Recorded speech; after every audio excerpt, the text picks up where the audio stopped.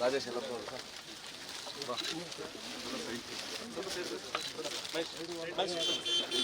Intro ಕೊಡಿ.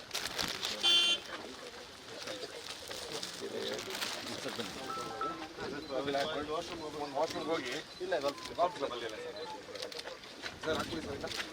ಅರುಣ್ಮಾಚಿ ಅಂತ ಗೊತ್ತಿಲ್ಲ ಹೇಳ್ಬೇಕು. ಅರುಣ್ಮಾಚಿ ಅಂತ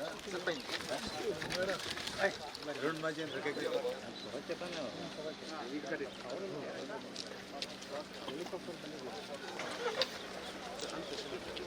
ಗಣ್ಯರು ಬರುವಂಥ ಸಮಯ, ಅವ್ರು ಬರೋದು ಮುಂಚೆ ನಿಮ್ಮನ್ನೆಲ್ಲ ಕೂರಿಸುವಂಥ ಸಮಯ ನಮ್ಮದು. ನನಗೆ ಗೊತ್ತು, ಯಾಕೆಂದರೆ ಅದು ನಂಗೆ ಚೆನ್ನಾಗಿ ಗೊತ್ತು ಸರ್. ನಾವು ಬರುವಂಥ ಚಪ್ಪಾಳೆ ಹೊಡಿಸ್ಬೇಕು ಅವ್ರ ಹತ್ರ. ಯಾಕೆಂದರೆ ಮಡಿಕೆ ನ್ಯಾಚುರಲ್ ಆಗಿ ಅವ್ರ ಜೊತೆ ನಾವು ಸೇರಿದ್ರೆ ಅವರು ನಮಗೆ ಕೊಡುವಂಥ ಬೆಲೆ ಅಷ್ಟೇ ಕೊಡ್ತಾರೆ. ನಾವು ನಾಟಕ ಮಾಡಿದ್ರೆ ಅವರು ತುಂಬ ನಾಟಕ ಮಾಡ್ತಾರೆ.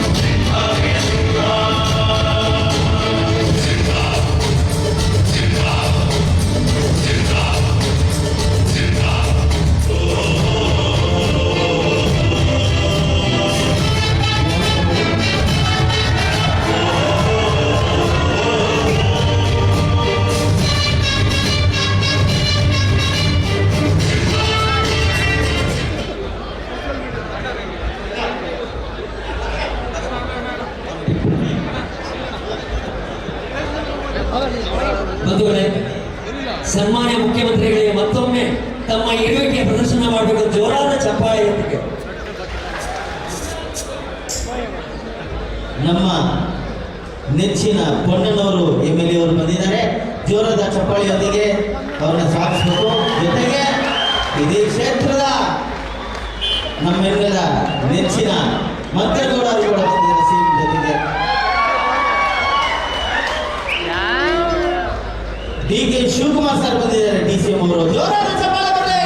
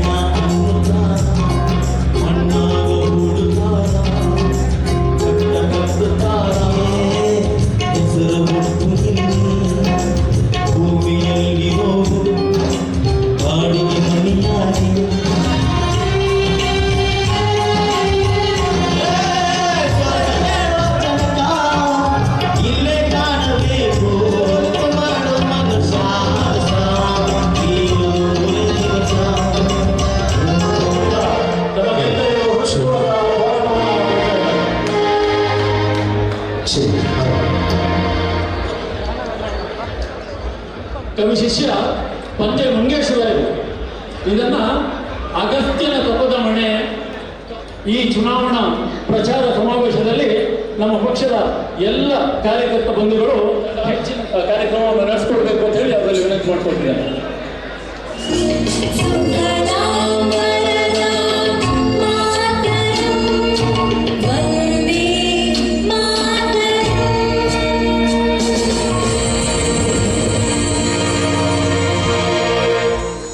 ಲೋಕದಲ್ಲಿ, ಜಾತಿಯಲ್ಲಿ, ವ್ಯಕ್ತಿಯಲ್ಲಿ, ಸಂಸ್ಥೆಯಲ್ಲಿ ಸಾಕಲ್ಯದ ಅರಿವಿರಲಿ ಮಂಕುತಿಮ್ಮ. ನಮ್ಮ ಪಕ್ಷದ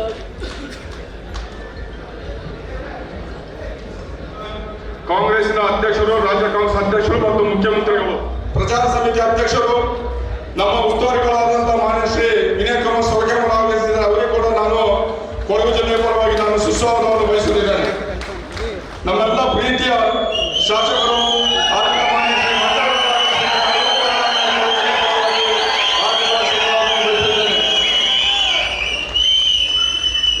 ಕಾಂಗ್ರೆಸ್ ಪಕ್ಷ ನಾಯಕರು ಹಾಗೂ ತಮಗೆಲ್ಲ ಇಷ್ಟೊತ್ತು ರಸವನ್ನು ಕೊಟ್ಟಂತ ನಮ್ಮೆಲ್ಲರ ನಾಯಕರು, ಮಾಜಿ ಶಾಸಕರಾದಂಥ ಮಾನ್ಯ ಶ್ರೀ KM ಇಬ್ರಾಹಿಂ ಅವರು ಆಗಮಿಸಿದ್ದಾರೆ. ಅವರಿಗೂ ಕೂಡ ಮಾನ್ಯ ಚಂದ್ರಮೌಳಿ ಅವರು ಇವತ್ತು ವೇದಿಕೆಯಲ್ಲಿ ಕೂತಿದ್ದಾರೆ. ಈಗಾಗಲೇ ಹೊಸದಾಗಿ ನೇಮಕಗೊಂಡಂತಹ ಕೂಡ ನಾನು ಕೊಡಗು ಜಿಲ್ಲಾ ಕಾಂಗ್ರೆಸ್ ಪರವಾಗಿ ಮಾನ್ಯ ರಂಜಿತ್ ಪೂರ್ಣಚಂದ್ರ ಅವರು, ಇಸ್ಮಾಯಿಲ್ ಅವರು, ಬೇರೆ ಆಗಮಿಸಿದ ಎಲ್ಲ ಕಾರ್ಯಕರ್ತ ಸಾರ್ವಜನಿಕರಿಗೂ ನಾನು ಇನ್ನೊಮ್ಮೆ ಸುಸ್ವಾಗತವನ್ನು ಕೂಡ ನಾನು ಬಯಸುತ್ತಿದ್ದೇನೆ.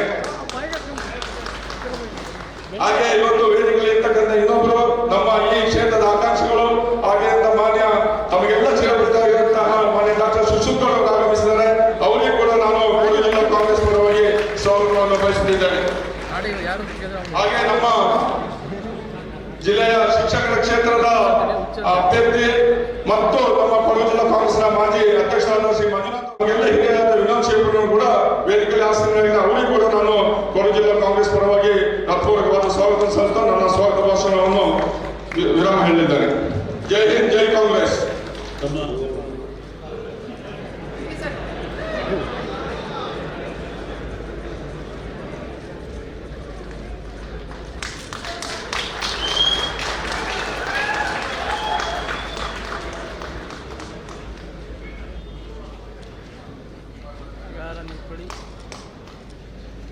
ಭಾರತ ಸಂವಿಧಾನದ ಮೂಲ ಪುರುಷ ಬಾಬಾ ಸಾಹೇಬ್ ಅಂಬೇಡ್ಕರ್ ಅವರು ಭಾರತದ ಸಂವಿಧಾನ ರಚನೆಗೆ 2 ವರ್ಷ 11 ತಿಂಗಳು ಮತ್ತು 18 ದಿನ ಸಮಯವನ್ನು ತೆಗೆದುಕೊಂಡಿದ್ದರು. 318 ಪ್ರತಿನಿಧಿಗಳ ಸಂವಿಧಾನ ರಚನಾ ಸಭೆಗೆ 1946 ಡಿಸೆಂಬರ್ 9ರಂದು ಅಸ್ತಿತ್ವಕ್ಕೆ ಬಂತು. ಅಂದಾಜು 300 ಪುಟಗಳಲ್ಲಿ, 22 ಅಧ್ಯಯನಗಳಲ್ಲಿ, 444 ವಿಧಿಗಳಲ್ಲಿ, 9 ಅಧಿಸೂಚನೆಯನ್ನು ಹಾಗೂ 12 ಪರಿಚ್ಛೇದಗಳಲ್ಲಿ ನಮ್ಮ ಸಂವಿಧಾನವನ್ನ ಬಾಬಾ ಸಾಹೇಬರು ರಚಿಸಿಕೊಟ್ಟಿದ್ದಾರೆ. ಅವರನ್ನು ಭಾರತದ ಪ್ರತಿಯೊಬ್ಬ ನಾಗರಿಕನು ಗೌರವದಿಂದ ಕಾಣಬೇಕಾದಲ್ಲಿ ಅವರು ಈ ರಾಷ್ಟ್ರದ ಅಡಿಪಾಯಕ್ಕಾಗಿ ರಚಿಸಿ ಹೋದ ಸಂವಿಧಾನ ಪ್ರಮುಖ ಪಾತ್ರ ವಹಿಸುತ್ತದೆ. ಹಾಗಾಗಿ ಅಂಬೇಡ್ಕರ್ ದಲಿತ ವರ್ಗ ಮಾತ್ರ ನಾಯಕರಲ್ಲ, ಅವರು ಸಮಗ್ರ ಭಾರತೀಯ ನಾಯಕರೆಂದು ಹೇಳಲು ನಾವು ಹೆಮ್ಮೆ ಪಡಬೇಕು. ಅಂಬೇಡ್ಕರ್ ಅವರನ್ನು ಭಾರತದ ಸಂವಿಧಾನದ ಪಿತಾಮಹ ಎಂದು ಕರೆಯುತ್ತಾರೆ. ನಿಜ, ಸಂಸದೀಯ ಜನತಂತ್ರವೇ ಭಾರತ ಸಂವಿಧಾನವನ್ನು ಎತ್ತಿ ಹಿಡಿಯುವ ಏಕೈಕ ವ್ಯವಸ್ಥೆ ಎಂದು ಅಂಬೇಡ್ಕರ್ ಪ್ರತಿಪಾದಿಸಿದ್ದರು. ಅವರು ಹೇಳಿದ್ದರು, ಸಂಸದೀಯ ಜನತಂತ್ರ ವ್ಯವಸ್ಥೆ ಯಶಸ್ವಿ ಕಾಣಬೇಕಾದರೆ ನಿಷ್ಪಕ್ಷಪಾತ ಮುಕ್ತವಾದ ಚುನಾವಣೆ ನಡೆಯಬೇಕು. ಅಂಬೇಡ್ಕರ್ ಅವರಿಗೆ ಅಂದು ಇದ್ದ ಅನುಮಾನಗಳು ಇಂದು ಸತ್ಯವಾಗಿದೆ. ಭಾರತ ಸಂವಿಧಾನದಲ್ಲಿ ಅಂಬೇಡ್ಕರ್ ಅವರು ಜಾರಿಗೆ ತಂದ ಎಲ್ಲರಿಗೂ ಮೂಲಭೂತ ಸೌಕರ್ಯ, ಕಡ್ಡಾಯ ಶಿಕ್ಷಣ, ಉದ್ಯೋಗ ಅವಕಾಶ, ತಾರತಮ್ಯ ನಿವಾರಣೆ, ಜೀವನ ಸುಧಾರಣೆ ಇಂತಹ ಮಾನವೀಯ ಮೌಲ್ಯಗಳ ವಿಚಾರಧಾರೆಗಳ ಬಗ್ಗೆ ಅಂಬೇಡ್ಕರ್ ಜನ್ಮ ದಿನಾಚರಣೆ ಸಂದರ್ಭದಲ್ಲಿ ನಾವು ವಿಚಾರ ಮಾಡಬೇಕು. 1950 ಜನವರಿ 26ರಂದು ಭಾರತ ಸಂವಿಧಾನ ಕಾರ್ಯತತ್ಪರವಾಯಿತು. ಇಂತಹ ಮಹಾನ್ ವ್ಯಕ್ತಿಯ 133ನೇ ಜನ್ಮ ದಿನಾಚರಣೆಯನ್ನು ಇಡೀ ಕರ್ನಾಟಕ ರಾಜ್ಯದಲ್ಲಿ ಕೊಡಗು ಜಿಲ್ಲೆಯ ಮಡಿಕೇರಿಯಲ್ಲಿ ಈ ದೊಡ್ಡ ಜನಸ್ತೋಮದಲ್ಲಿ ಆಚರಿಸುತ್ತಿರುವುದು ನಮಗೆಲ್ಲ ಹೆಮ್ಮೆಯನ್ನು ಉಂಟು ಮಾಡಿದೆ. ಬಾಬಾ ಸಾಹೇಬರು ಇನ್ನಷ್ಟು ವಿಚಾರಧಾರೆಗಳನ್ನ ಸನ್ಮಾನ್ಯ ಮುಖ್ಯಮಂತ್ರಿಗಳು, ಸನ್ಮಾನ್ಯ ಉಪಮುಖ್ಯಮಂತ್ರಿಗಳು, ಗಣ್ಯರು ಮಾತನಾಡಿ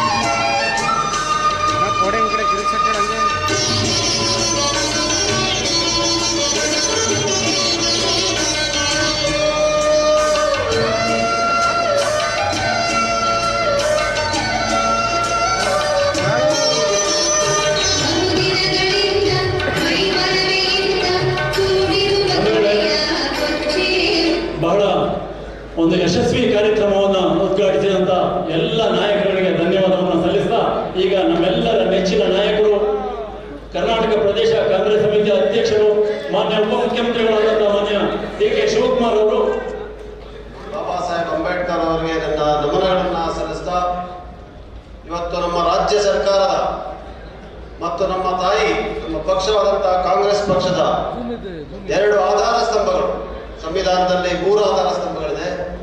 ಒಂದು ನಮ್ಮ ಮಾಧ್ಯಮದವರು ಸೇರಿದ ಅಂದರೆ 4, ನಮ್ಮ ಪಕ್ಷಕ್ಕೆ ಮತ್ತು ನಮ್ಮ ರಾಜ್ಯದ ಸರ್ಕಾರಕ್ಕೆ 2 ಸ್ತಂಭಗಳಿದೆ.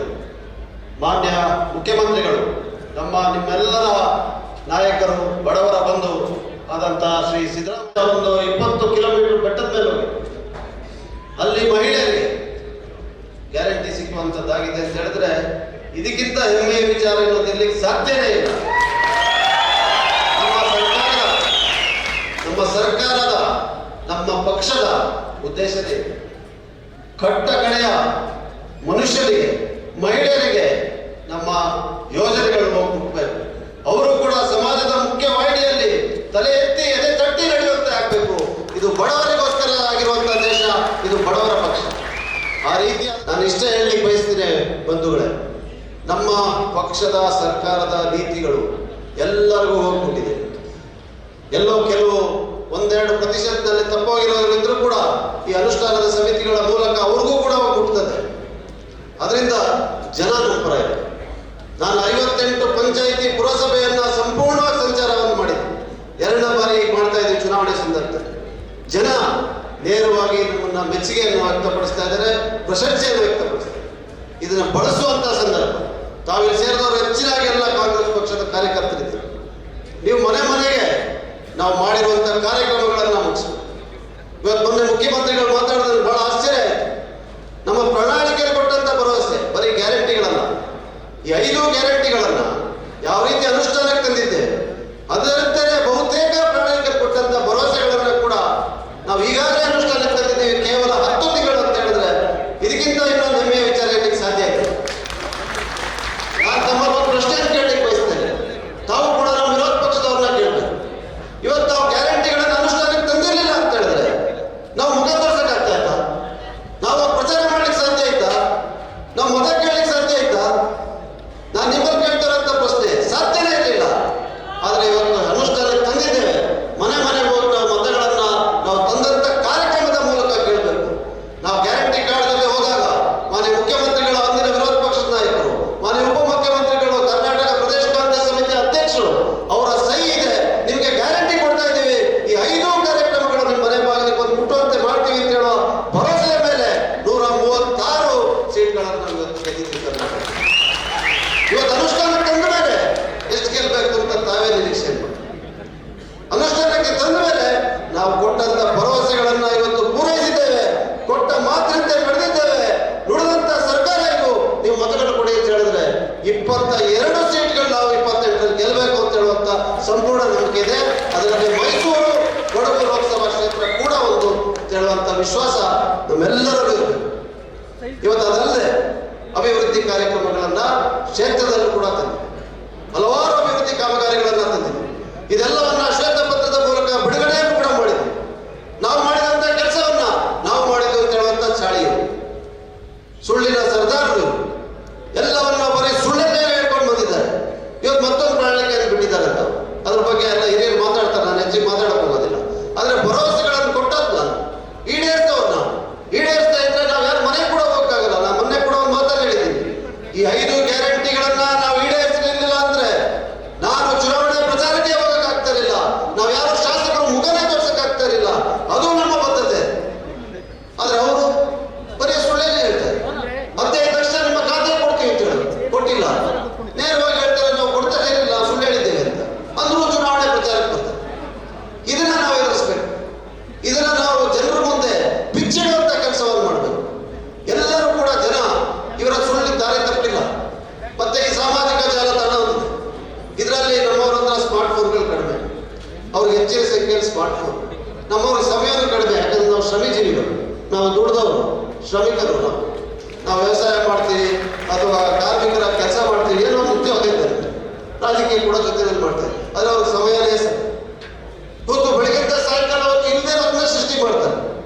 ಇಲ್ಲಿ ನಮ್ಮ ಇಬ್ಬರು ಮಾಜಿ ಶಾಸಕರು ಜನ ಅವ್ರಿಗೆ ಮತವನ್ನು ಕೊಟ್ಟಿಲ್ಲ, ಪಾಪ ಸೋಚಿದ್ದಾರೆ. ಗೆಲುವು ಸೋಲು ಸಹಜ ರಾಜಕೀಯದಲ್ಲಿ, ನಾನೇನು ಅವ್ರನ್ನ ಇದು ಮಾಡ್ಲಿಕ್ಕೆ ಹೋಗ್ತಾ ಇದ್ದಾರೆ. ಆದ್ರೆ ನಾವು ತಂದಂತ ಕಾರ್ಯಕ್ರಮವನ್ನ ನಮ್ದು ಅಂತ ಹೇಳುವಂಥದ್ದು ಇದ್ಯಾವ ನ್ಯಾಯ? ಮೊನ್ನೆ ಇನ್ನೊಂದು ಬಹಳ ದೊಡ್ಡ ಅವರ ಪತ್ರಿಕೆ ಹೇಳಿಕೆ ನೋಡಿದೆ, ನಗಬೇಕ ಆಳ್ಬೇಕಾಗಿ ಗೊತ್ತಾಗ್ತದೆ. ಕನ್ನಡದ ಒಂದು ಗಾದೆ ನೋಡಿದಾಗ ಪತ್ರಿಕೆ, ಕನ್ನಡದ ಒಂದು ಗಾದೆ ನೆನಪಾಯಿತು, ಭೂತನ ಕೈಯಲ್ಲಿ ಭಗವದ್ಗೀತಾ. ಇವ್ರು ಹೇಳ್ತಾರೆ ಈ ಜಿಲ್ಲೆಯಲ್ಲಿ ದ್ವೇಷದ ರಾಜಕಾರಣ ಶುರುವಾಗ್ಬಿಟ್ಟಿದೆ, ಈ ಜಿಲ್ಲೆಯಲ್ಲಿ ದ್ವೇಷದ ರಾಜಕಾರಣ ಶುರುವಾಗ್ಬಿಟ್ಟಿದೆ. ಸ್ವಾಮಿ, ದ್ವೇಷದ ಆಧಾರದ ಮೇಲೆ ರಾಜಕಾರಣ, ದ್ವೇಷದ ಆಧಾರದ ಮೇಲೆ ಧರ್ಮವನ್ನ ಹೊಡೆಯುವಂತ ಕೆಲಸ, ದ್ವೇಷದ ಆಧಾರದ ಮೇಲೆ ನೀವು ಜಾತಿಗೆ ಕಟ್ಟುವಂತ ಕೆಲಸ, ಈ ರಾಜಕಾರಣವನ್ನ ಈ ದೇಶಕ್ಕೆ ತಂದುಕೊಟ್ಟಂತವ್ರೆ ನಿಮ್ಮ ಕೊಡುಗೆನೇ ಇದು ಅಂತ ಹೇಳಿ ಬಯಸ್ತಾ ಇದ್ದೀನಿ. ಈಗ ನಮ್ಗೆ ಹೇಳ್ಕೊಡ್ಬೇಡಿ. ಇವತ್ತು ಸುಳ್ಳು ಮಾಹಿತಿಯನ್ನು ಸೃಷ್ಟಿ ಮಾಡ್ತಾರೆ, ಅವ್ರದೇ ಆದಂತ ಪತ್ರಿಕೆಯನ್ನು ಸೃಷ್ಟಿ ಮಾಡ್ಬಿಡ್ತಾರೆ. ಮಾನ್ಯ ಮುಖ್ಯಮಂತ್ರಿಗಳ ಮೇಲೆ ಒಂದು ಹೇಳಿಕೆಯನ್ನು ಕೊಡ್ತಾರೆ, ಮಾನ್ಯ ಮುಖ್ಯಮಂತ್ರಿಗಳ ಮೇಲೆ ಒಂದು ಹೇಳಿಕೆಯನ್ನು ಕೊಡ್ತಾರೆ. ಇದು ಸುಳ್ಳು ಅಂತ ಹೇಳಿ ಚುನಾವಣಾ ಆಯೋಗ ಗುರುತಿಸಿ ಕೇಸ್ ಹಾಕಿದ್ದಾರೆ, ಇಲ್ಲೂ ಹಾಕಿದ್ದಾರೆ, ರಾಜ್ಯಾದ್ಯಂತ ಹಾಕಿ ಅವರೆಲ್ಲರೂ ಬಂಧನಗೊಳಿಸಿದ್ದಾರೆ. ನಾವು ಜವಾಬ್ದಾರ. ನಿಮ್ಮ ಪಕ್ಷದಲ್ಲಿ ನೀವು ಪಾಠ ಮಾಡಿಕೊಟ್ಟಿರೋದೇ ಸುಳ್ಳು ಹೇಳ್ತೀವಿ. ನಿಮ್ಮ ಕಾರ್ಯಕರ್ತರು ಪಾಪ ಅಮಾಯಕರು, ನೀವು ತೋರಿಸಿದ ದಾರಿನಲ್ಲಿ ಸುಳ್ಳು ಹೇಳಿ ಇವತ್ತು ಸಿಕ್ಕಾಕೊಂಡು ಅದರಿಂದ ಅವರನ್ನು ತಿದ್ದುವಂತ ಕೆಲಸ ನೀವು ಮಾಡಿ ನಾವು ಯಾರನ್ನೂ ಕೂಡ ತಿಳಿಸೋದಿಲ್ಲ. ನಾವು ಪ್ರೀತಿಯ ರಾಜಕಾರಣವನ್ನು ಮಾಡ್ತೇವೆ. ಎಲ್ಲರೂ ಕೂಡ, ನಾನು ಬಹಳ ಸಂತೋಷ ಹೆಮ್ಮೆಯಿಂದ ಇವತ್ತು ಈ ಮಾತನ್ನು ಹೇಳ್ತೀನಿ, ನಮ್ಮ ಪಕ್ಷದ ಪ್ರತಿಯೊಬ್ಬ ಕಾರ್ಯಕರ್ತ, ಪ್ರತಿಯೊಬ್ಬ ನಾಯಕನು ಕೂಡ ಒಬ್ಬ ಮಾನವ ಪ್ರೇಮಿ. ಇನ್ನೊಬ್ಬ ಮನುಷ್ಯನ ತೊಂದರೆ ಬಂದರೆ ಅಲ್ಲಿಗೆ ಧಾವಿಸುವಂತವನು. ಅವನ ಜಾತಿ, ಅವನ ಕುಲ, ಅವನ ಗೋತ್ರ, ಅವನ ಧರ್ಮ ಇದು ಯಾವುದೋ ಅವನಿಗೆ ಪ್ರಸ್ತುತವಲ್ಲ, ಇದೆಲ್ಲ ಪ್ರಸ್ತುತವಾದಂತ ವಿಚಾರ. ನಮಗೆ ಮನುಷ್ಯರೇ ಬೇಕು. ನನ್ನ ಹತ್ರ ದಿನಕ್ಕೆ 10-15 ಜನ ಪೇಷಂಟ್ಗಳನ್ನ ಕರ್ಕೊಂಡು ಬರ್ತಾರೆ. ಹಿಂದೂಗಳು ಮುಸಲ್ಮಾನರ ಕರ್ಕೊಂಡು ಬರ್ತಾರೆ, ಮುಸಲ್ಮಾನರು ಕ್ರಿಶ್ಚಿಯನ್ ಕರ್ಕೊಂಡು ಬರ್ತಾರೆ. ಒಬ್ಬ ಕ್ಯಾನ್ಸರ್ನ ರೋಗಿ, ಒಬ್ಬನಿಗೆ ಕಾಲಿಲ್ಲ, ಒಬ್ಬನಿಗೆ ಕಣ್ಣಿಲ್ಲ, ತೊಂದರೆ, ಕಿಡ್ನಿ, ಇದನ್ನೆಲ್ಲ ಬಳಕ್ತಾ ಇರುವಂತವ್ರು ಬಹಳ ಜನರು ನಾನು ಸುಶ್ರುತ ಅವ್ರಿಗೆ ಆಸ್ಪತ್ರೆಗೆ ಕೂಡ ಕಳಿಸಿದ್ದೀನಿ. ಎಲ್ಲರೂ ಕೂಡ ಪಾಪ ಒಂದು ಮಾನವೀಯತೆಯಿಂದ, ಒಂದು ಹೃದಯವಂತಿಕೆಯಿಂದ ಅವ್ರನ್ನ ಕರ್ಕೊಂಡ್ಬಂದು ಮಾತ್ರ ಕರ್ಕೊಂಡ್ಬರ್ತಾರೆ. ಇದು ನಮ್ಮ ಪಕ್ಷ, ಇದು ನಮ್ಮ ಪಕ್ಷದ ಕಾರ್ಯಕರ್ತರು, ಇದು ನಮ್ಮ ಪಕ್ಷದ ಸಂಘಟನೆ. ಇದನ್ನ ದಯವಿಟ್ಟು ಯಾರು ಕೂಡ ಮರಿಬೇಡಿ. ಮುಂಬರುವಂತ ಚುನಾವಣೆ ನಮ್ಮ ಮುಂದೆ ಬಹಳ ದೊಡ್ಡ ಸವಾಲಾಗಿರುತ್ತದೆ. ಕೊಡಗಿನ 2 ಕ್ಷೇತ್ರದಲ್ಲಿ ತಮ್ಮೆಲ್ಲರ ಆಶೀರ್ವಾದದಿಂದ 2 ಶಾಸಕರನ್ನ ಗೆಲ್ಲಿಸಿಕೊಳ್ಸಿದ್ದೀರಾ. 2 ಕಾಂಗ್ರೆಸ್ ಪಕ್ಷದ ಶಾಸಕರು ಬಹು ವರ್ಷಗಳ ನಂತರ ನಾವು ಅಪಾರ ಆಗಿದ್ದೇವೆ. ಆದ್ರೆ ದಯವಿಟ್ಟು ಆ ಚುನಾವಣೆ ಇವತ್ತು ಕಳೆದಿದೆ. ಇವತ್ತು ನಾನು ಈಗಾಗಲೇ ಹೇಳಿದಾಗೆ ಗ್ಯಾರಂಟಿ ಕೊಡ್ತೀವಿ ಅಂತ ಹೋದದ್ದು, ಈಗ ಗ್ಯಾರಂಟಿ ಕೊಟ್ಟಿದ್ದೇವೆ ಅಂತ ಹೋಗ್ಬೇಕು. ಮನೆಗೆ 2ರಿಂದ 3 ಬಾರಿ ತಾವೆಲ್ಲರೂ ಕೂಡ ಹತ್ತಬೇಕು. ಎಲ್ಲರ ಮನೆಗೆ ಹತ್ತಿ ಮತದಾರರಿಗೆ ನಾವು ಮಾಡಿರುವಂತ ಕಾರ್ಯಕ್ರಮಗಳು, ನಾವು ತಂದಂತ ಅಭಿವೃದ್ಧಿ ಕೆಲಸಗಳು, ಇವತ್ತು 250 ಕೋಟಿಗಿಂತ ಹೆಚ್ಚು ಅಂತ ನಾವು ವಿರಾಜಪೇಟೆ ಕ್ಷೇತ್ರಕ್ಕೆ ತಂದಿದ್ದೇವೆ. ಅಷ್ಟಕ್ಕಿಂತ ಹೆಚ್ಚು ಹಣವನ್ನ ಮಡಿಕೇರಿ ಕ್ಷೇತ್ರಕ್ಕೆ ತಂದಿದ್ದಾರೆ ನಮ್ಮ ಶಾಸಕರು. ಈ ರೀತಿಯಾದಂತ ಕೆಲಸ ಮಾಡ್ತಾ ಇದ್ದೀವಿ. ಜನರ ಹತ್ರ ಹೋಗ್ತಾ ಈ ಯಾವ ಧರ್ಮ, ನೀನು ಆ ಜಾತಿ, ಇದಕ್ಕೆ ನಾವು ಹೇಳ್ತೇವೆ. ನಾವು ಹೇಳೋದು ಇಲ್ಲ, ನಮಗೆಲ್ಲರೂ ಬಂದು ಅದರಿಂದ ಈ ಕೆಲಸವನ್ನು ತಾವು ಮಾಡಿ. ನಮ್ಮ ಗ್ಯಾರಂಟಿಗಳು, ನಾವು ತಂದಂತ ಕಾರ್ಯಕ್ರಮಗಳು, ನಾವು ತಂದಂತ ಅಭಿವೃದ್ಧಿ ಕೆಲಸವನ್ನು, ಮತ್ತು ಮುಖ್ಯವಾಗಿ ಇನ್ನ 4 ವರ್ಷ 2 ತಿಂಗಳಿಗೆ ಸರ್ಕಾರ ಇದೆ. ಇನ್ನ 4 ತಿಂಗಳು 2 ವರ್ಷ ನಿಮ್ಮ ಶಾಸಕರಿದ್ದಾರೆ. ನೀವು ಯಾರಿಗೂ ಕೂಡ ಭಯ ಪಡುವಂತ ಅವಶ್ಯಕತೆ ಇಲ್ಲ. ನೀವು ಮನೆ ಬಾಗಿಲಿಗೆ ಹೋಗಿ ಅವ್ರು ಬೇಕಾಗಿರುವಂತ ನೈಜವಾದಂತ ಅವಶ್ಯಕತೆಗಳೇನಿದೆ, ಮೂಲಭೂತ ಸೌಕರ್ಯಗಳ ಕೊರತೆ ಏನಿದೆ, ಇದರ ಪಟ್ಟಿಯನ್ನು ಮಾಡ್ಕೊಂಡು ಬನ್ನಿ. 2 ನಮ್ಮ ನಾಯಕರಿಲ್ಲಿದ್ದಾರೆ, ಅವರ ಮೂಲಕ ನಾವು ಅವರಿಗೆ ಭರವಸೆಯನ್ನು ಕೊಡೋಣ. ನಿಮ್ಮ ಎಲ್ಲ ಸಮಸ್ಯೆಗಳನ್ನ, ವಿದ್ಯುತ್ ಶಕ್ತಿ, ಕುಡಿಯುವ ನೀರು, ರಸ್ತೆಗಳು, ಇದೆಲ್ಲವನ್ನ ಬಗೆಹರಿಸುವಂತ ಕೆಲಸ ನಮ್ದು, ಮತ ಹಾಕುವಂತ ಕೆಲಸ ನಿಮ್ದು ಹೇಳುವಂತ ಭರವಸೆಯನ್ನು ಕೊಡಿ. ನಾನು ಕೂಡ ನೋಡ್ತೀನಿ, ಯಾಕೆ ನಾವು ಕೊಡಗಿನಲ್ಲಿ ಕಳೆದ ಬಾರಿ ನಾವು ವಿಧಾನಸಭೆಯಲ್ಲಿ ತಂದಂತ ಮತಗಳಿಗಿಂತ 2ರಷ್ಟು ಮತಗಳು ಯಾಕೆ ಬರೋದಿಲ್ಲ ಅಂತ ಹೇಳುವಂಥದ್ದನ್ನು ನಾವು ಕೂಡ ನೋಡೋಣ. ಆ ಕೆಲಸವನ್ನು ನಾವು ಮಾಡಬೇಕು. 85,000 ಮತಗಳು 2 ಕ್ಷೇತ್ರದಲ್ಲಿ ಕೊಟ್ಟಿದ್ದೀರಾ.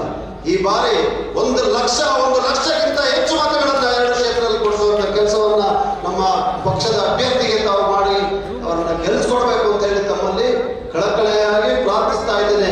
ಇವತ್ತಿನ ಈ ಸಭೆಯಲ್ಲಿ ಹಲವಾರು ವಿಚಾರಗಳನ್ನು ಮಾತಾಡಬೇಕು, ಪ್ರಸ್ತಾಪ ಮಾಡಬೇಕು ಅಂತ ಹೇಳುವಂತ ಆಸೆ ಇತ್ತು. ಆದರೆ ಸಮಯ, ಮಾನ್ಯ ಮುಖ್ಯಮಂತ್ರಿಗಳು, ಉಪಮುಖ್ಯಮಂತ್ರಿಗಳು ಕೂಡ ತುಂಬಾ ಕಾರ್ಯಕ್ರಮಗಳಿದೆ, ಅವರ ಒತ್ತಡ ಇದೆ. ನಾನು ಜಾಸ್ತಿ ಮಾತಾಡೋದಿಲ್ಲ. ಇಲ್ಲಿಗೆ ನನ್ನ ಮಾತುಗಳಿಗೆ ವಿರಾಮ ಕೊಡ್ತೀನಿ. ತಮ್ಮೆಲ್ಲರ ಕೈ ಮುಗಿದು ಮತ್ತೊಮ್ಮೆ ಪ್ರಾರ್ಥನೆ ಮಾಡ್ತಾ ಇದ್ದೀನಿ. ಇದು ನಿಮ್ಮ ಚುನಾವಣೆ, ಇದು ನಮ್ಮೆಲ್ಲರ ಚುನಾವಣೆ, ಇದು ಪಕ್ಷದ ಚುನಾವಣೆ. ದಯವಿಟ್ಟು ಇದನ್ನ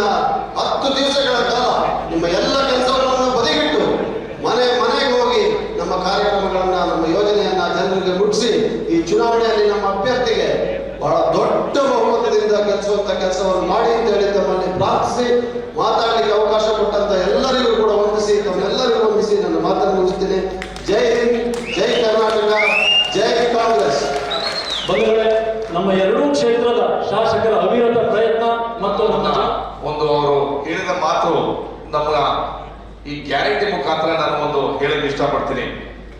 ಸನ್ಮಾನ್ಯ ಬಾಬಾ ಸಾಹೇಬ್ ಅಂಬೇಡ್ಕರ್ ಒಂದು ಮಾತು ಹೇಳ್ತಾರೆ, I measure the progress of a community by the degree of progress which women have achieved.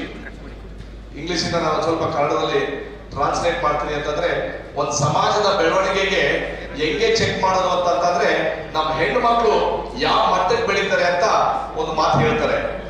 ಆ ಮಾತಿಗೆ ತಕ್ಕಂಗೆ ನಮ್ಮ ಸರ್ಕಾರದಲ್ಲಿ 5 ಯೋಜನೆಗೆ ನಮ್ಮ ಹೆಣ್ಮಕ್ಳಿಗೆ ಶಕ್ತಿ ಕೊಡುವಂತ ಕಾರ್ಯಕ್ರಮ ನಾವು ಮಾಡಿದೀವಿ. ಅದಕ್ಕೋಸ್ಕರ ಸನ್ಮಾನ್ಯ ನಮ್ಮ ಮಾಜಿ ಉಪಮುಖ್ಯಮಂತ್ರಿಗಳು ಕುಮಾರಸ್ವಾಮಿ ಅವರು ಒಂದು ವ್ಯಂಗ್ಯವಾಗಿ ಒಂದು ಮಾತು ಹೇಳ್ತಾರೆ, ಹೆಣ್ಣು ಮಕ್ಕಳೆಲ್ಲ ಕೆಟ್ಟೋಗಿದ್ದಾರೆ ಅಂತ ಒಂದು ರೀತಿಲಿ ಒಂದು ಕೆಟ್ಟ ಒಂದು ಹೇಳಿಕೆ ಕೊಟ್ಟಿದ್ದಾರೆ. ಅಂದ್ರೆ ಅವ್ರ ಮನಸ್ಥಿತಿಲಿ ಯಾವ ಮಟ್ಟಕ್ಕೆ ತಲುಪಿದೆ ಅಂತ ನಾವು ಹೇಳಕ್ಕೆ ಇಷ್ಟಪಡ್ತೀನಿ.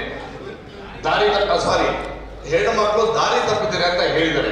ಅದಕ್ಕೋಸ್ಕರ ಬಾಬಾ ಸಾಹೇಬ್ ಅಂಬೇಡ್ಕರ್ ಹೇಳ್ತಾರೆ, ಹೆಣ್ಣು ಮಕ್ಕಳಿಗೆ ಹೆಚ್ಚಿನ ಜವಾಬ್ದಾರಿ, ಹೆಚ್ಚಿನ ಶಕ್ತಿ ಕೊಟ್ರೆ ನಮ್ಮ ದೇಶ, ನಮ್ಮ ಪ್ರಪಂಚ ಒಳ್ಳೇದಾಗುತ್ತೆ ಅಂತ ಹೇಳೋ ಸಂದರ್ಭದಲ್ಲಿ ಅವ್ರ ಅಂದ್ರೆ ನಮ್ಮ ಸಂವಿಧಾನಕ್ಕೆ ಬಾಬಾ ಸಾಹೇಬರ ಹಿತವಚನೆಗೆ ವಿರುದ್ಧ ನಡ್ಕೊಂಡ್ಬಂದಂತ ಹೇಳಿದಂತ ಒಂದು ಮಾತು. ಅದಕ್ಕೋಸ್ಕರ ನಮ್ಮ 5 ಗ್ಯಾರಂಟಿಗಳು ಪ್ರತಿ ಮನವರೆಗೆ ತಲುಪಿರಂತ ಏನು ನಾವು ಈ 5 ಯೋಜನೆಗಳು ಕೊಟ್ಟಿರಂತ ಕಾಮಗಾರಿಗಳು ನಾನು ಏನ್ ಹೇಳಕ್ ಇಷ್ಟಪಡ್ತೀನಿ ಅಂತಂದ್ರೆ, ಇಲ್ಲಿ ಯಾವ ಮೋದಿ ಹವಾ ನಡೀತಾ ಇಲ್ಲ, ಇಲ್ಲಿ ನಡೀತಾ ಇರೋದು 5 ಗ್ಯಾರಂಟಿ ಹವಾನೇ ನಮ್ಮ ಜಿಲ್ಲೆಯಲ್ಲಿ. ಅದಕ್ಕೋಸ್ಕರ ನಮ್ಮ ಜನಗಳು, ನಮ್ಮ ಕೊಡಗಿನ ಎಲ್ಲ ಮತದಾರರು ಹೆಚ್ಚಿನ ಸಂಖ್ಯೆಯಲ್ಲಿ ಯಾರು ಅನುಕೂಲ ಪಡ್ಕೊಂಡಿದ್ದಾರೆ 100% ನಮ್ಮ ಓಟ್ ಚುನಾವಣೆ 2023ರಲ್ಲಿ 2 ಕ್ಷೇತ್ರದಲ್ಲಿ ಹೆಚ್ಚಿನ ಸಂಖ್ಯೆಯಲ್ಲಿ ಪ್ರೀತಿ ತೋರಿಸಿದ್ರೆ 85 ಸಾವಿರ ವೋಟ್ ಕೊಟ್ಟಿರೋದು. ಸರ್, ನಿಮ್ಮ ಮೈಸೂರಲ್ಲಿ ಎದುರ್ಕೊಳಕ್ ಹೋಗ್ಬೇಡಿ ಸರ್, ನಮ್ಮ ಕ್ಷೇತ್ರದಲ್ಲಿ 2 ವಿಧಾನಸಭಾ ಕ್ಷೇತ್ರದಲ್ಲಿ ನಾವು ಎಷ್ಟು ಲೀಡ್ ತಗೊಂಡು ಅದು ಹೆಚ್ಚಿನ ಸಂಖ್ಯೆಯಲ್ಲಿ ಲೀಡ್ ಕೊಡ್ಲಿಕ್ಕೆ ನಾವು ಪ್ರತಿ ಕಾರ್ಯಕರ್ತರು ನಾವು ಜವಾಬ್ದಾರಿ ಮಾಡ್ತೀವಿ. ನಾವು ಶಾಸಕರಾಗಿ ಒಬ್ಬ ಕಾಂಗ್ರೆಸ್ ಕಾರ್ಯಕರ್ತನಾಗಿ ನಾವು ಕೆಲಸ ಮಾಡಿ ನಿಮಗೆ ಒಳ್ಳೆ ಹೆಸರು ತರಕ್ಕೆ ನಮ್ಮ ಅಭ್ಯರ್ಥಿ ಗೆಲ್ಸಲಿಕ್ಕೆ ನಾವು ಜವಾಬ್ದಾರಿ ತಗೋತೀವಿ ಅಂತ ಹೇಳ್ತಾ, ನಮ್ಮ ಕಳೆದ ಒಂದು ಪ್ರೆಸ್ ಮೀಟ್ ಅಲ್ಲಿ ನಮ್ಮ ಹಳೆ ಶಾಸಕರುಗಳು 2 ಮಾತು ಹೇಳ್ತಾರೆ ನಮ್ಮ ಬಗ್ಗೆ. ಏನಂತಂದ್ರೆ, ನಾವೆಲ್ಲ ತಂದಿದ್ದ ಯೋಜನೆಗಳು ನೀವ್ ಮಾಡ್ತಾ ಇದೀರ ಅಂತ. ಅವ್ರು 20-25 ವರ್ಷ ಏನ್ ಮಾಡೋದು ಸ್ವಾಮಿ ಅಂತ ನಾನು ಕೇಳಕ್ ಇಷ್ಟಪಡ್ತೀನಿ ಅವ್ರಿಗೆ. ಅವರು ಕುರ್ಚಿಯಲ್ಲಿ ಕೂತಿದ್ದಂತ ಸಂದರ್ಭದಲ್ಲಿ ಏನು ಮಾಡಿಲ್ಲ, ಬರೀ ಜಾತಿ ಧರ್ಮದ ಮೇಲೆ ದ್ವೇಷ ಕಟ್ಕೊಂಡು ನಮ್ಮ ಜಿಲ್ಲೆನ ಹೊಡೆಯಕ್ ಪ್ರಯತ್ನ ಮಾಡ್ತಾರೆ. ಅದು ಬಿಟ್ರೆ ಅಭಿವೃದ್ಧಿ ಕಾಮಗಾರಿ ಮಾಡಲಿಲ್ಲ. ನಾನೇನ್ ಹೆಮ್ಮೆಯಾಗಿ ಹೇಳ್ಕೊಳ್ತಾ ಇಲ್ಲ. ಒಬ್ಬ ಡಾಕ್ಟರ್ ಆಗಿ ನಮ್ಮ ಮಡಿಕೇರಿ ಜಿಲ್ಲೆಯಲ್ಲಿ MRI ಸ್ಕ್ಯಾನಿಂಗ್ ಸೆಂಟರ್ ಇರಲಿಲ್ಲ ಸರ್. ಇಲ್ಲಿ ನಮ್ಮ ಅಧಿಕಾರ ಸಂದರ್ಭದಲ್ಲಿ ಕಳೆದ ತಿಂಗಳಲ್ಲಿ MRI ಸ್ಕ್ಯಾನಿಂಗ್ ಮಿಷಿನ್ ನಮ್ಮ ಮಡಿಕೇರಿ ಡಿಸ್ಟ್ರಿಕ್ಟ್ ಹಾಸ್ಪಿಟಲ್ ಅದೇ ದೊಡ್ಡದೇನಾಗಂತ ಕೆಲಸ ಅಲ್ಲ. ಮಾತ್ರ ಅವ್ರು ಮಾಡೋ ಕೆಲಸದಲ್ಲಿ ಯಾಕೆ ಮಾಡಲಿಲ್ಲ ಅಂತ ಏನ್ ಅಂದ್ಕೊಂಡ್ಬಿಟ್ರು ಅಂತಂದ್ರೆ, ಧರ್ಮದ ಮೇಲೆ ಓಟ್ ಹಾಕ್ಸ್ಕೊಂಡ್ರು. ಅದಕ್ಕೋಸ್ಕರ ನಮ್ಮ ಕೊಡಗಿನ ಜನ ದಡ್ರಲ್ಲ, ಎಲ್ಲ ವಿದ್ಯಾವಂತರಾಗವ್ರೆ, ಬುದ್ಧಿವಂತರಾಗವ್ರೆ. ಯಾವ ಕಾರಣಕ್ಕೂ ಆ ಹಿಂದುತ್ವ ಇರ್ಬೋದು, ಧರ್ಮದ ದ್ವೇಷದಲ್ಲಿ ಯಾವ ಕಾರಣಕ್ಕೂ ನಾವು ಓಟ್ ಹಾಕಲ್ಲ, ಅಭಿವೃದ್ಧಿ ಮುಖಾಂತರನೇ ನಾವು ಓಟ್ ಹಾಕೋದು ಅಂತ ಹೇಳ್ತಾ, ನಮ್ಮ ಮುಖ್ಯಮಂತ್ರಿಯವರು, ಉಪಮುಖ್ಯಮಂತ್ರಿಯವರು ನಾವು ನಿಮ್ಗೆ ಭರವಸೆ ಕೊಡ್ತೀವಿ ಸರ್, ಈ ಕ್ಷೇತ್ರದಲ್ಲಿ ಹೆಚ್ಚಿನ ಸಂಖ್ಯೆಯಲ್ಲಿ ಮತ ಪಟ್ಟು ನಮ್ಮ ಅಭ್ಯರ್ಥಿ ಗೆಲ್ಸಲಿಕ್ಕೆ ನಾವು ಜವಾಬ್ದಾರಿ ತಗೋತೀವಿ ಅಂತ ಹೇಳ್ತಾ, ಇಲ್ಲಿ ಸೇರಿದಂತ ನಮ್ಮ ಕಾರ್ಯಕರ್ತರು ನಿಮ್ ತ್ಯಾಗ ಯಾವ ಕಾರಣಕ್ಕೂ ನಾವು ಮರೆಯೋದಿಲ್ಲ. ನಿಮ್ಮ ಹೆಂಗೆ ಮೆಚ್ತೀವಿ ಅಂತಂದ್ರೆ, ನಿಮ್ ಊರಿಗೆ ಅಭಿವೃದ್ಧಿಗೋಸ್ಕರ ನಾವೆಲ್ಲರೂ ತ್ಯಾಗ ಮಾಡೋಣ ಅಂತ ಹೇಳ್ತಾ ನನ್ನ ಮಾತು ಮುಗಿಸಿದ್ದೀನಿ. ಜೈ ಹಿಂದ್, ಜೈ ಕಾಂಗ್ರೆಸ್. ಅದರಲ್ಲೂ ವಿಶೇಷವಾಗಿ ನಮ್ಮ ಕೊಡಗಿನ 2 ಶಾಸಕರು ಬಂದಂತಹ ನಮ್ಮ ನಾಯಕರುಗಳಿಗೆ ತಮ್ಮೆಲ್ಲರ ಪರವಾಗಿ ಈಗಾಗಲೇ ಮಾತನ್ನ ಕೊಟ್ಟಿದ್ದಾರೆ. ನಾವು ಈ 2 ಕ್ಷೇತ್ರಗಳಲ್ಲಿ ಅತ್ಯಂತ ಹೆಚ್ಚಿನ ಮತಗಳನ್ನ ಕೊಡಿಸುವಂಥದ್ರಲ್ಲಿ ನಾವೇ ಜವಾಬ್ದಾರಿ ತಗೋತೀವಿ ಅನ್ನೋ ಮಾತನ್ನು ಕೂಡ ಹೇಳಿದ್ದಾರೆ.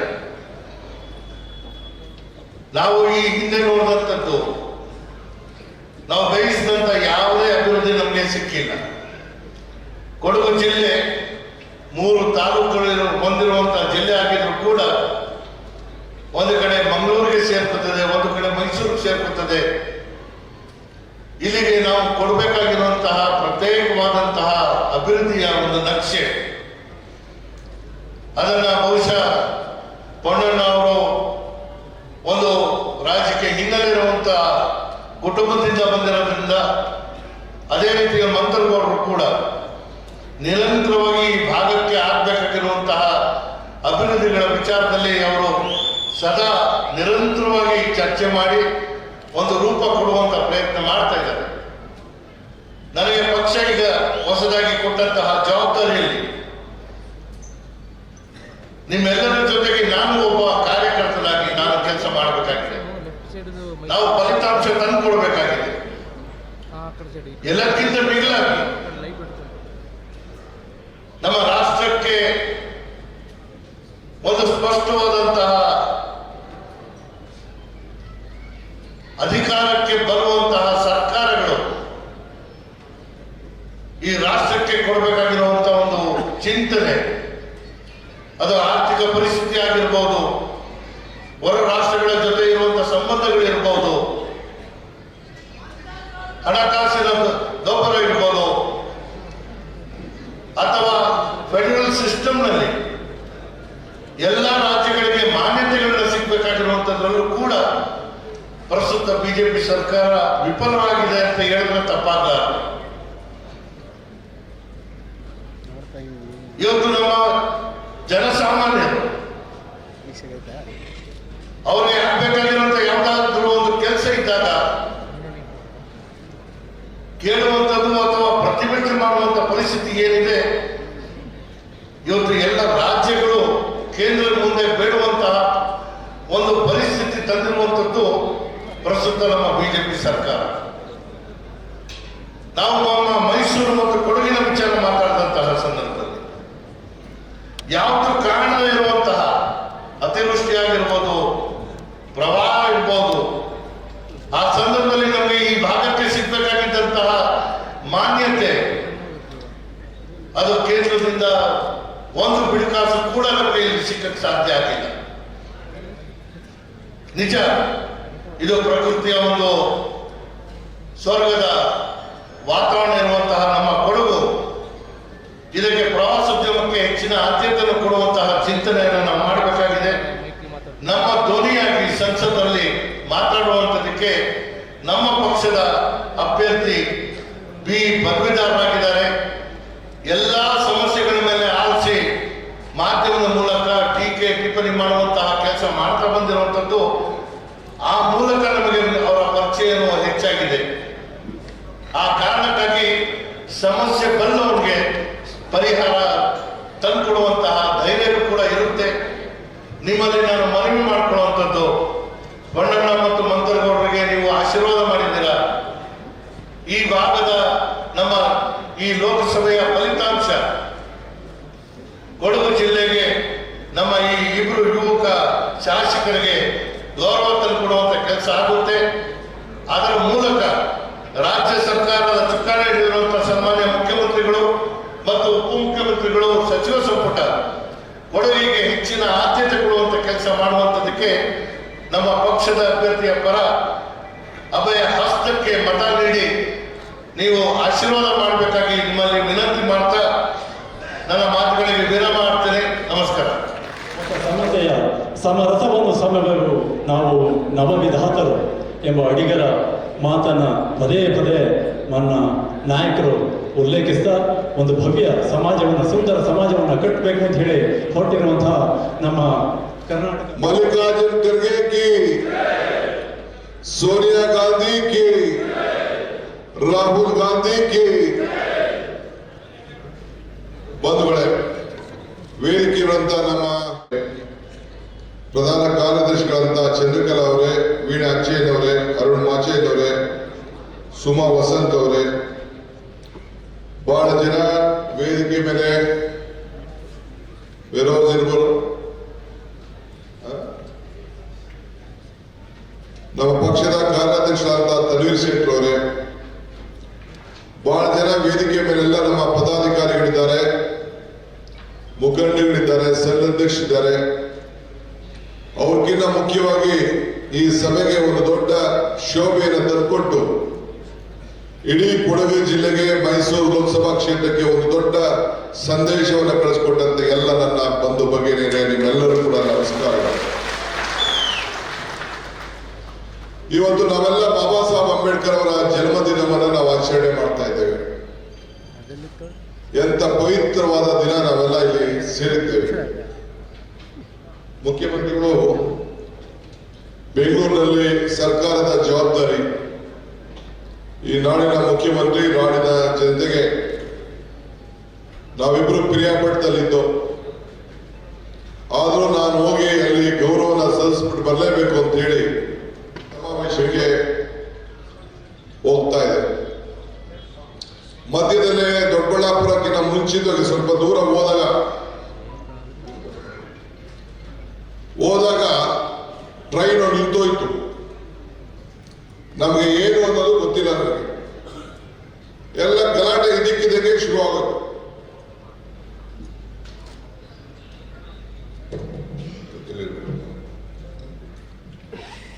ಇದಕ್ಕಿದ್ದಂಗೆ ಗಲಾಟೆ ಶುರುವಾಯಿತು. ಆವತ್ತು ನನಗೆ ಭಾವನಾತ್ಮಕವಾಗಿ ಇಂದಿರಾ ಗಾಂಧಿ ಅವರ ಬಗ್ಗೆ ಅಪಾರವಾದಂತ ಆ ನಾಯಕತ್ವದ ಬಗ್ಗೆ ಒಂದು ನಂಬಿಕೆ. ಅವರು ಸಂವಿಧಾನವನ್ನು ರಕ್ಷಣೆ ಮಾಡ್ತಿದ್ದು, ಹೆಣ್ಣು ಮಕ್ಕಳಿಗೆ ಶಕ್ತಿ ಕೊಡ್ತಿದ್ರು. ಈ ದೇಶದ ಒಬ್ಬ ಧೀಮಂತ ಹೆಣ್ಣು ಮಕ್ಕಳ ಪ್ರತಿನಿಧಿಸುವಂತ ಇಡೀ ಪ್ರಪಂಚವನ್ನು ಗೆದ್ದಂತ ಒಬ್ಬ ಹೆಣ್ಮಗಳು. ಆ ತಾಯಿ ಹೇಳ್ತಾ ಇದ್ರು, ಈ ಹೆಣ್ಣು ಮಕ್ಕಳನ್ನ ನಾವು ಭೂಮಿ ತಾಯಿ ಅಂತ ನಾವು ಕರಿತೀವಿ. ಈ ತಾಯಿಗೆ ರಕ್ಷಣೆ ಕೊಡಬೇಕು. ನಾನೊಬ್ಬ ಹೆಣ್ಣಾಗಿ ಈ ದೇಶದಲ್ಲಿ ಆ ತಾಯಿ ಸ್ವರೂಪಿಣಿಗೆ ನಾನು ಗೌರವವನ್ನು ಕೊಡಲಿಲ್ಲ ಅಂದ್ರೆ ನಾನು ಈ ದೇಶದ ಪ್ರಧಾನಮಂತ್ರಿಯಾಗಿ ವ್ಯರ್ಥ ಅಂತ ಹೇಳಿ ಅನೇಕ ಸಂದರ್ಭದಲ್ಲಿ ಅವರು ಮಾತಾಡಿದ್ದಾರೆ. ಅವರು ಒಂದ್ ಕಡೆ ಹೇಳಿದ್ದಾರೆ, ಈ ಜಾತಿ ಸಮಸ್ಯೆಗಳನ್ನ ಮಧ್ಯದಲ್ಲಿ ಈ ದೇಶಕ್ಕೆ ಈ ಪರ್ವತಗಳು ಎತ್ತರವಾಗಿ ಹಾರಾಡೋದು ಓಡಾಡೋದು ಮುಖ್ಯ ಅಲ್ಲ, ನಿಭಾಯಿಸೋದು.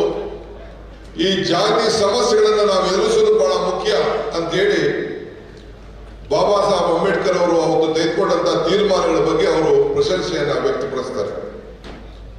ಇವತ್ತು ಯಾಕೆ ನನಗೆ ನೋವಾಗ್ತಾ ಇದೆ ಅಂತಂದ್ರೆ, ಅವತ್ತು ಬಂದು ಗಲಾಟೆ ಆಯ್ತು, ಸಾಯಂಕಾಲನೇ ನಮ್ಮನ್ನೆಲ್ಲ ಅರೆಸ್ಟ್ ಮಾಡಿದ್ರು, ಗಲಾಟೆ ಆಯ್ತು, ನಮ್ಮನ್ನೆಲ್ಲ ಜೈಲಿಗೆ ಹಾಕಿದ್ರು, ಅದೆಲ್ಲ ಬೇರೆ ವಿಷಯ.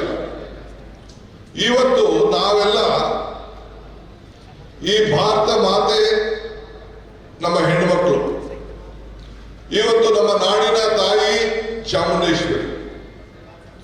ನನಗೆ ಯಾರು ಇನ್ವಿಟೇಷನ್ ಕೊಡ್ಬೇಕಾದ್ರೆ ಶ್ರೀಮತಿ ಮತ್ತು ನನಗೆ ಡಿ ಕೆ ಶಿವಕುಮಾರ್ ಅಂತ ಇನ್ವಿಟೇಷನ್ ಯಾರು ಕೊಡೋದಿಲ್ಲ. ಶ್ರೀಮತಿ ಮತ್ತು ಶ್ರೀ ಡಿ ಕೆ ಶಿವಕುಮಾರ್ ಅಂತ ಕೊಡ್ತಾರೆ. ಈಗ ವೆಂಕಟೇಶ್ವರ ಕರಿಬೇಕಾರೆ ಪಾರ್ವತಿ ಪರಮೇಶ್ವರ ಅಂತ ಶಿವರು ಕರೀತಾರೆ. ವೆಂಕಟೇಶ್ವರ ಕರಿಬೇಕಾದ್ರೆ ಲಕ್ಷ್ಮೀ ವೆಂಕಟೇಶ್ವರ ಅಂತ ಹೇಳ್ತಾರೆ. ಸೊ ಹಿಂಗೆ ಅನೇಕ ಉಮಾಶಂಕರ, ಶಂಕರ ಕರಿಬೇಕಾದ್ರೆ ಉಮಾಶಂಕರ, ಫಸ್ಟ್ ಉಮಾ ಆಮೇಲೆ ಶಂಕರ ಅಂತ ಕರೀತಾರೆ. ಗಣೇಶನ ಹಬ್ಬ ಮಾಡ್ಬೇಕಾದ್ರೆ ಗಣೇಶನ್ ಮದುವೆ ಆಗ್ಲಿಲ್ಲ, ಮೊದಲು ಗೌರಿ ಹಬ್ಬ ಆಮೇಲೆ ಗಣೇಶನ ಹಬ್ಬ. ಅಂದ್ರೆ ಈ ದೇಶದ ಸಂಸ್ಕೃತಿ. ಯಾವ್ದಾದ್ರು ಊರಿಗೆ ಹೋಗ್ಬೇಕಾದ್ರೆ ನಾವು ಗ್ರಾಮ ದೇವತೆ ಯಾವುದು ಅಂತ ಕೇಳ್ತೇವೆ. ನೆನೆ ನಾನು ವೆಂಕಟೇಶ್ವರ ಬರ್ತಾ ಇದ್ರು ಅವ್ರ ಊರಿನಲ್ಲಿ, ಅಲ್ಲಿ ಬರೀತಾ ಇದ್ರು ಶಕ್ತಿ ದೇವತೆಗಳ ಊರು ಇದು ಅಂತ ಹೇಳಿ ಅಲ್ಲಿ ಬೋರ್ಡ್ ಹಾಕಿದ್ರು. ಕೇಳಿದೆ ನಾನು ಏನಂತ. ಇಲ್ಲಿ ಬಹಳ ಹೆಣ್ಣು ಮಕ್ಕಳಿಗೆ ಬಹಳ ಗೌರವ ಕೊಡ್ತಾರೆ, ಬಹಳ ಜನ ಹೊರಗಡೆ ಬರ್ತಾ ಇದ್ದಾರೆ ಅಂತ ಹೇಳಿದ್ರು. ನಿಮ್ಮನ್ನು ಕೂಡ ಈಗ ನಾವು ಕಾವೇರಿ ಆ ತಾಯಿ, ಕಾವೇರಿ ತಾಯಿ ಅಂತ ಹೋಗಿ ನಾವೆಲ್ಲ ಪೂಜೆ ಮಾಡಿಕೊಂಡು ಇಡೀ ನಮ್ಮ ಹಳೆ ಮೈಸೂರು ಬದುಕ್ತಾ ಇರದೆ, ನಮ್ಮ ದಕ್ಷಿಣ ನಮ್ಮ ಭಾರತ ಇರದೆ ಈ ಕಾವೇರಿ ತಾಯಿಯಿಂದ. ಅದು ಕೂಡ ಹೆಣ್ಣಿನ ಹೆಸರನ್ನ ಆ ತಾಯಿ ಪಡೆದಿದ್ದಾಳೆ. ಇವತ್ತು ಯಾಕೆ ಈ ನೋವನ್ನ ನನಗೆ ಆಗ್ತಾ ಇದೆ ಅಂತ ಹೇಳಿದ್ರೆ, ಈ ರಾಜ್ಯದ ಮುಖ್ಯಮಂತ್ರಿಗಳಾಗಿದ್ದಂತ ಮಾನ್ಯ ಶ್ರೀ ಕುಮಾರಸ್ವಾಮಿ ಅವರು, ದೇವೇಗೌಡರು ಈ ದೇಶದ ಪ್ರಧಾನಮಂತ್ರಿ ಆಗಿದ್ದರು, ಅವರ ಸುಪುತ್ರ, ಜೊತೆಗೆ NDA ಪಕ್ಷದ ಪಾರ್ಟ್ನರ್ ಅವರು, ಬಿಜೆಪಿ ಪಕ್ಷದ ಪಾರ್ಟ್ನರ್. ಅವ್ರು ಏನ್ ಹೇಳಿದ್ದಾರೆ ಅಂತಂದ್ರೆ, ನಿನ್ನೆ ಅವರು ನಮ್ಮ 5 ಗ್ಯಾರಂಟಿಗಳನ್ನ ಮಾತಾಡ್ಬೇಕಾದ್ರೆ ನನಗೆ ಮುಖ್ಯಮಂತ್ರಿಗಳು ನಾವಿದ್ರು ಕೂಡ ಉತ್ತರ ಕೊಡಬೇಕು ಅಂತ ಕೂಡ ಹೇಳಿದ್ದಾರೆ. ನನಗೆ ಮಾತಾಡಕ್ಕೆ ಇಷ್ಟ ಇಲ್ಲ, ಆದ್ರೂ ಕೂಡ ನನ್ನ ಜವಾಬ್ದಾರಿ ಅದು. ಯಾಕೆಂದ್ರೆ ನಾನು ಸಿದ್ದರಾಮಯ್ಯನವರು ಇಬ್ರು ಸೇರಿ ಆ ಗ್ಯಾರಂಟಿ ಚೆಕ್ಗೆ ಇಬ್ರು ಸೈನ್ ಹಾಕಿದ್ರು. ನಾಯಕಿಯರು ಈ ದೇಶದಲ್ಲಿ ನಮ್ಮ ಕರ್ನಾಟಕದಲ್ಲಿ ನಾಯಕಿಯರು ಸಮಾವೇಶವನ್ನು ಮಾಡಿ ಇಂದಿರಾ ಗಾಂಧಿ ಅವರ ಮೊಮ್ಮಗಳು ಪ್ರಿಯಾಂಕಾ ಗಾಂಧಿ ಅವರನ್ನು ಕರೆಸಿ ನಾವೆಲ್ಲ ಕೆಳಗಡೆ ಕೂತ್ಕೊಂಡು ಆ ನನ್ನ ತಾಯಿಯನ್ನೆಲ್ಲ ಮೇಲ್ಗಡೆ ಕೊಂಡಿಸಿ ನಾವಿಬ್ರು ಹೋಗಿ ಆ ಗ್ಯಾರಂಟಿ ಚೆಕ್ಗೆ ಸೈನ್ ಹಾಕ್ತು. ಯಾಕೆ ಅಂದ್ರೆ ಆ ತಾಯಂದಿರ ಮನೆ ಬೆಳಗಬೇಕು, 200 ಯೂನಿಟ್ ವರೆಗೂ ವಿದ್ಯುತ್ ಶಕ್ತಿ ಕೊಡಬೇಕು. ಬೆಲೆ ಏರಿಕೆಯನ್ನು ತತ್ತರಿಸ್ತಾ ಇದ್ದಾರೆ. ಆ ಹೆಣ್ಮಕ್ಳು ಇವತ್ತು ಮನೆ ಬೆಳಗಬೇಕು. ನಾನು 40 ರೂಪಾಯಿ ಇದ್ದಿದ್ದು 1100 ರೂಪಾಯಿ ಆಗೋಯ್ತು. ಎಲ್ಲ ಪದಾರ್ಥಗಳ ಬೆಲೆ ಜಾಸ್ತಿ ಆಗೋಯ್ತು. ಆ ಹೆಣ್ಣುಮಕ್ಳು ಬದುಕಲಿಕ್ಕೆ ಬಹಳ ಕಷ್ಟ ಆಗ್ತಾ ಇದೆ. ಯಾವ್ದಾದ್ರು ನೀವು ಅವ್ರಿಗೆ ಆರ್ಥಿಕವಾದಂತ ಶಕ್ತಿ ಕೊಡಬೇಕು. ಆ ಮಕ್ಕಳ ವಿದ್ಯಾಭ್ಯಾಸ ಕೊಡಬೇಕು, ಹಬ್ಬಕ್ಕೆ ದುಡ್ಡು ಕೊಡಬೇಕು, ಬಟ್ಟೆ ಹೊಸ ಕೊಡಬೇಕು, ಫೀಸ್ ಕೊಡಬೇಕು, ತೀರ್ಥಕ್ಷೇತ್ರಕ್ಕೆ ಹೋಗ್ಬೇಕು, ತಂದೆ ಮನೆಗೆ ಹೋಗ್ಬೇಕು, ಮಕ್ಕಳ ಮನೆಗೆ ಹೋಗ್ಬೇಕು, ಮಾವನ ಮನೆಗೆ ಹೋಗ್ಬೇಕು, ಅತ್ತೆ ಮನೆಗೆ ಹೋಗ್ಬೇಕು, ಧರ್ಮಸ್ಥಳಕ್ಕೆ ಹೋಗ್ಬೇಕು, ಕುಕ್ಕೆ ಸುಬ್ರಹ್ಮಣ್ಯಕ್ಕೆ ಹೋಗ್ಬೇಕು, ಕೊಲ್ಲೂರು ಮುಗಾಬಿಗೆ ಹೋಗ್ಬೇಕು, ಆ ತಾಯಿ ಚಾಮುಂಡಿ ನೋಡ್ಬೇಕು. ಅದಕ್ಕೆ ಶಕ್ತಿ ಕೊಡ್ಬೇಕು ಅಂತೇಳಿ ಶಕ್ತಿ ಯೋಜನೆ 2,000 ರೂಪಾಯಿ ಹಣವನ್ನ ನೇರವಾಗಿ ಅವರ ಅಕೌಂಟ್ಗೆ ಗೃಹಲಕ್ಷ್ಮಿ ಕೊಡುವಂತ ಯೋಜನೆ. ಹೀಗೆ 5 ಯೋಜನೆಯನ್ನ ಬಡವರಿಗೆ ಹಸದಲ್ಲಿ ಇರಬಾರ್ದು ಅಂತೇಳಿ ಕೊಟ್ಟಂತ ಯೋಜನೆಗೆ ಕಾರ್ಯಕ್ರಮಕ್ಕೆ ಸರ್ಕಾರ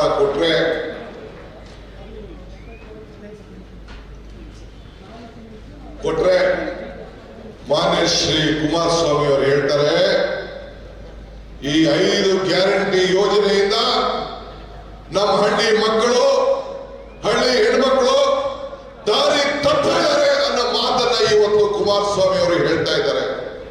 ಇದಕ್ಕಿನ್ನ ನೋವು, ಇದಕ್ಕಿನ್ನ ದುಃಖ, ಇದಕ್ಕಿನ್ನ ಮಾನವೀಯತೆಗೆ ಇದು ಹೆಣ್ಮಕ್ಳಿಗೆ ಮಾತ್ರ ಅಲ್ಲ, ಮಾನವ ಕುಲಕ್ಕೆ ಇದೊಂದು ದೊಡ್ಡ ಅವಮಾನ. ಇವತ್ತು ನಾನು ತಮ್ಮ ಮುಖಾಂತರ ನಾನು ಕೇಳ್ತಾ ಇದ್ದೇನೆ, ಈ ಕಾವೇರಿ ಭೂಮಿಲಿ ನಾನು ಕೇಳ್ತಾ ಇದ್ದೇನೆ, ಈ ಮಲೆನಾಡಲ್ಲಿ ನಾನು ಕೇಳ್ತಾ ಇದ್ದೇನೆ. ಮುಖ್ಯಮಂತ್ರಿ ಆಗಿದ್ದಂತ ಕುಮಾರಸ್ವಾಮಿ ಕ್ಷಮಾಪಣೆ ಕೇಳಲಿಕ್ಕೆ ನಾನು ನಿಮ್ಮ ಮುಂದೆ ನಿಂತಿಲ್ಲ. ಈ ದೇಶದ ಪ್ರಧಾನಮಂತ್ರಿಗಳು ಈ ಕ್ಷೇತ್ರಕ್ಕೆ ಇವತ್ತು ಬರ್ತಾ ಇದ್ದಾರೆ.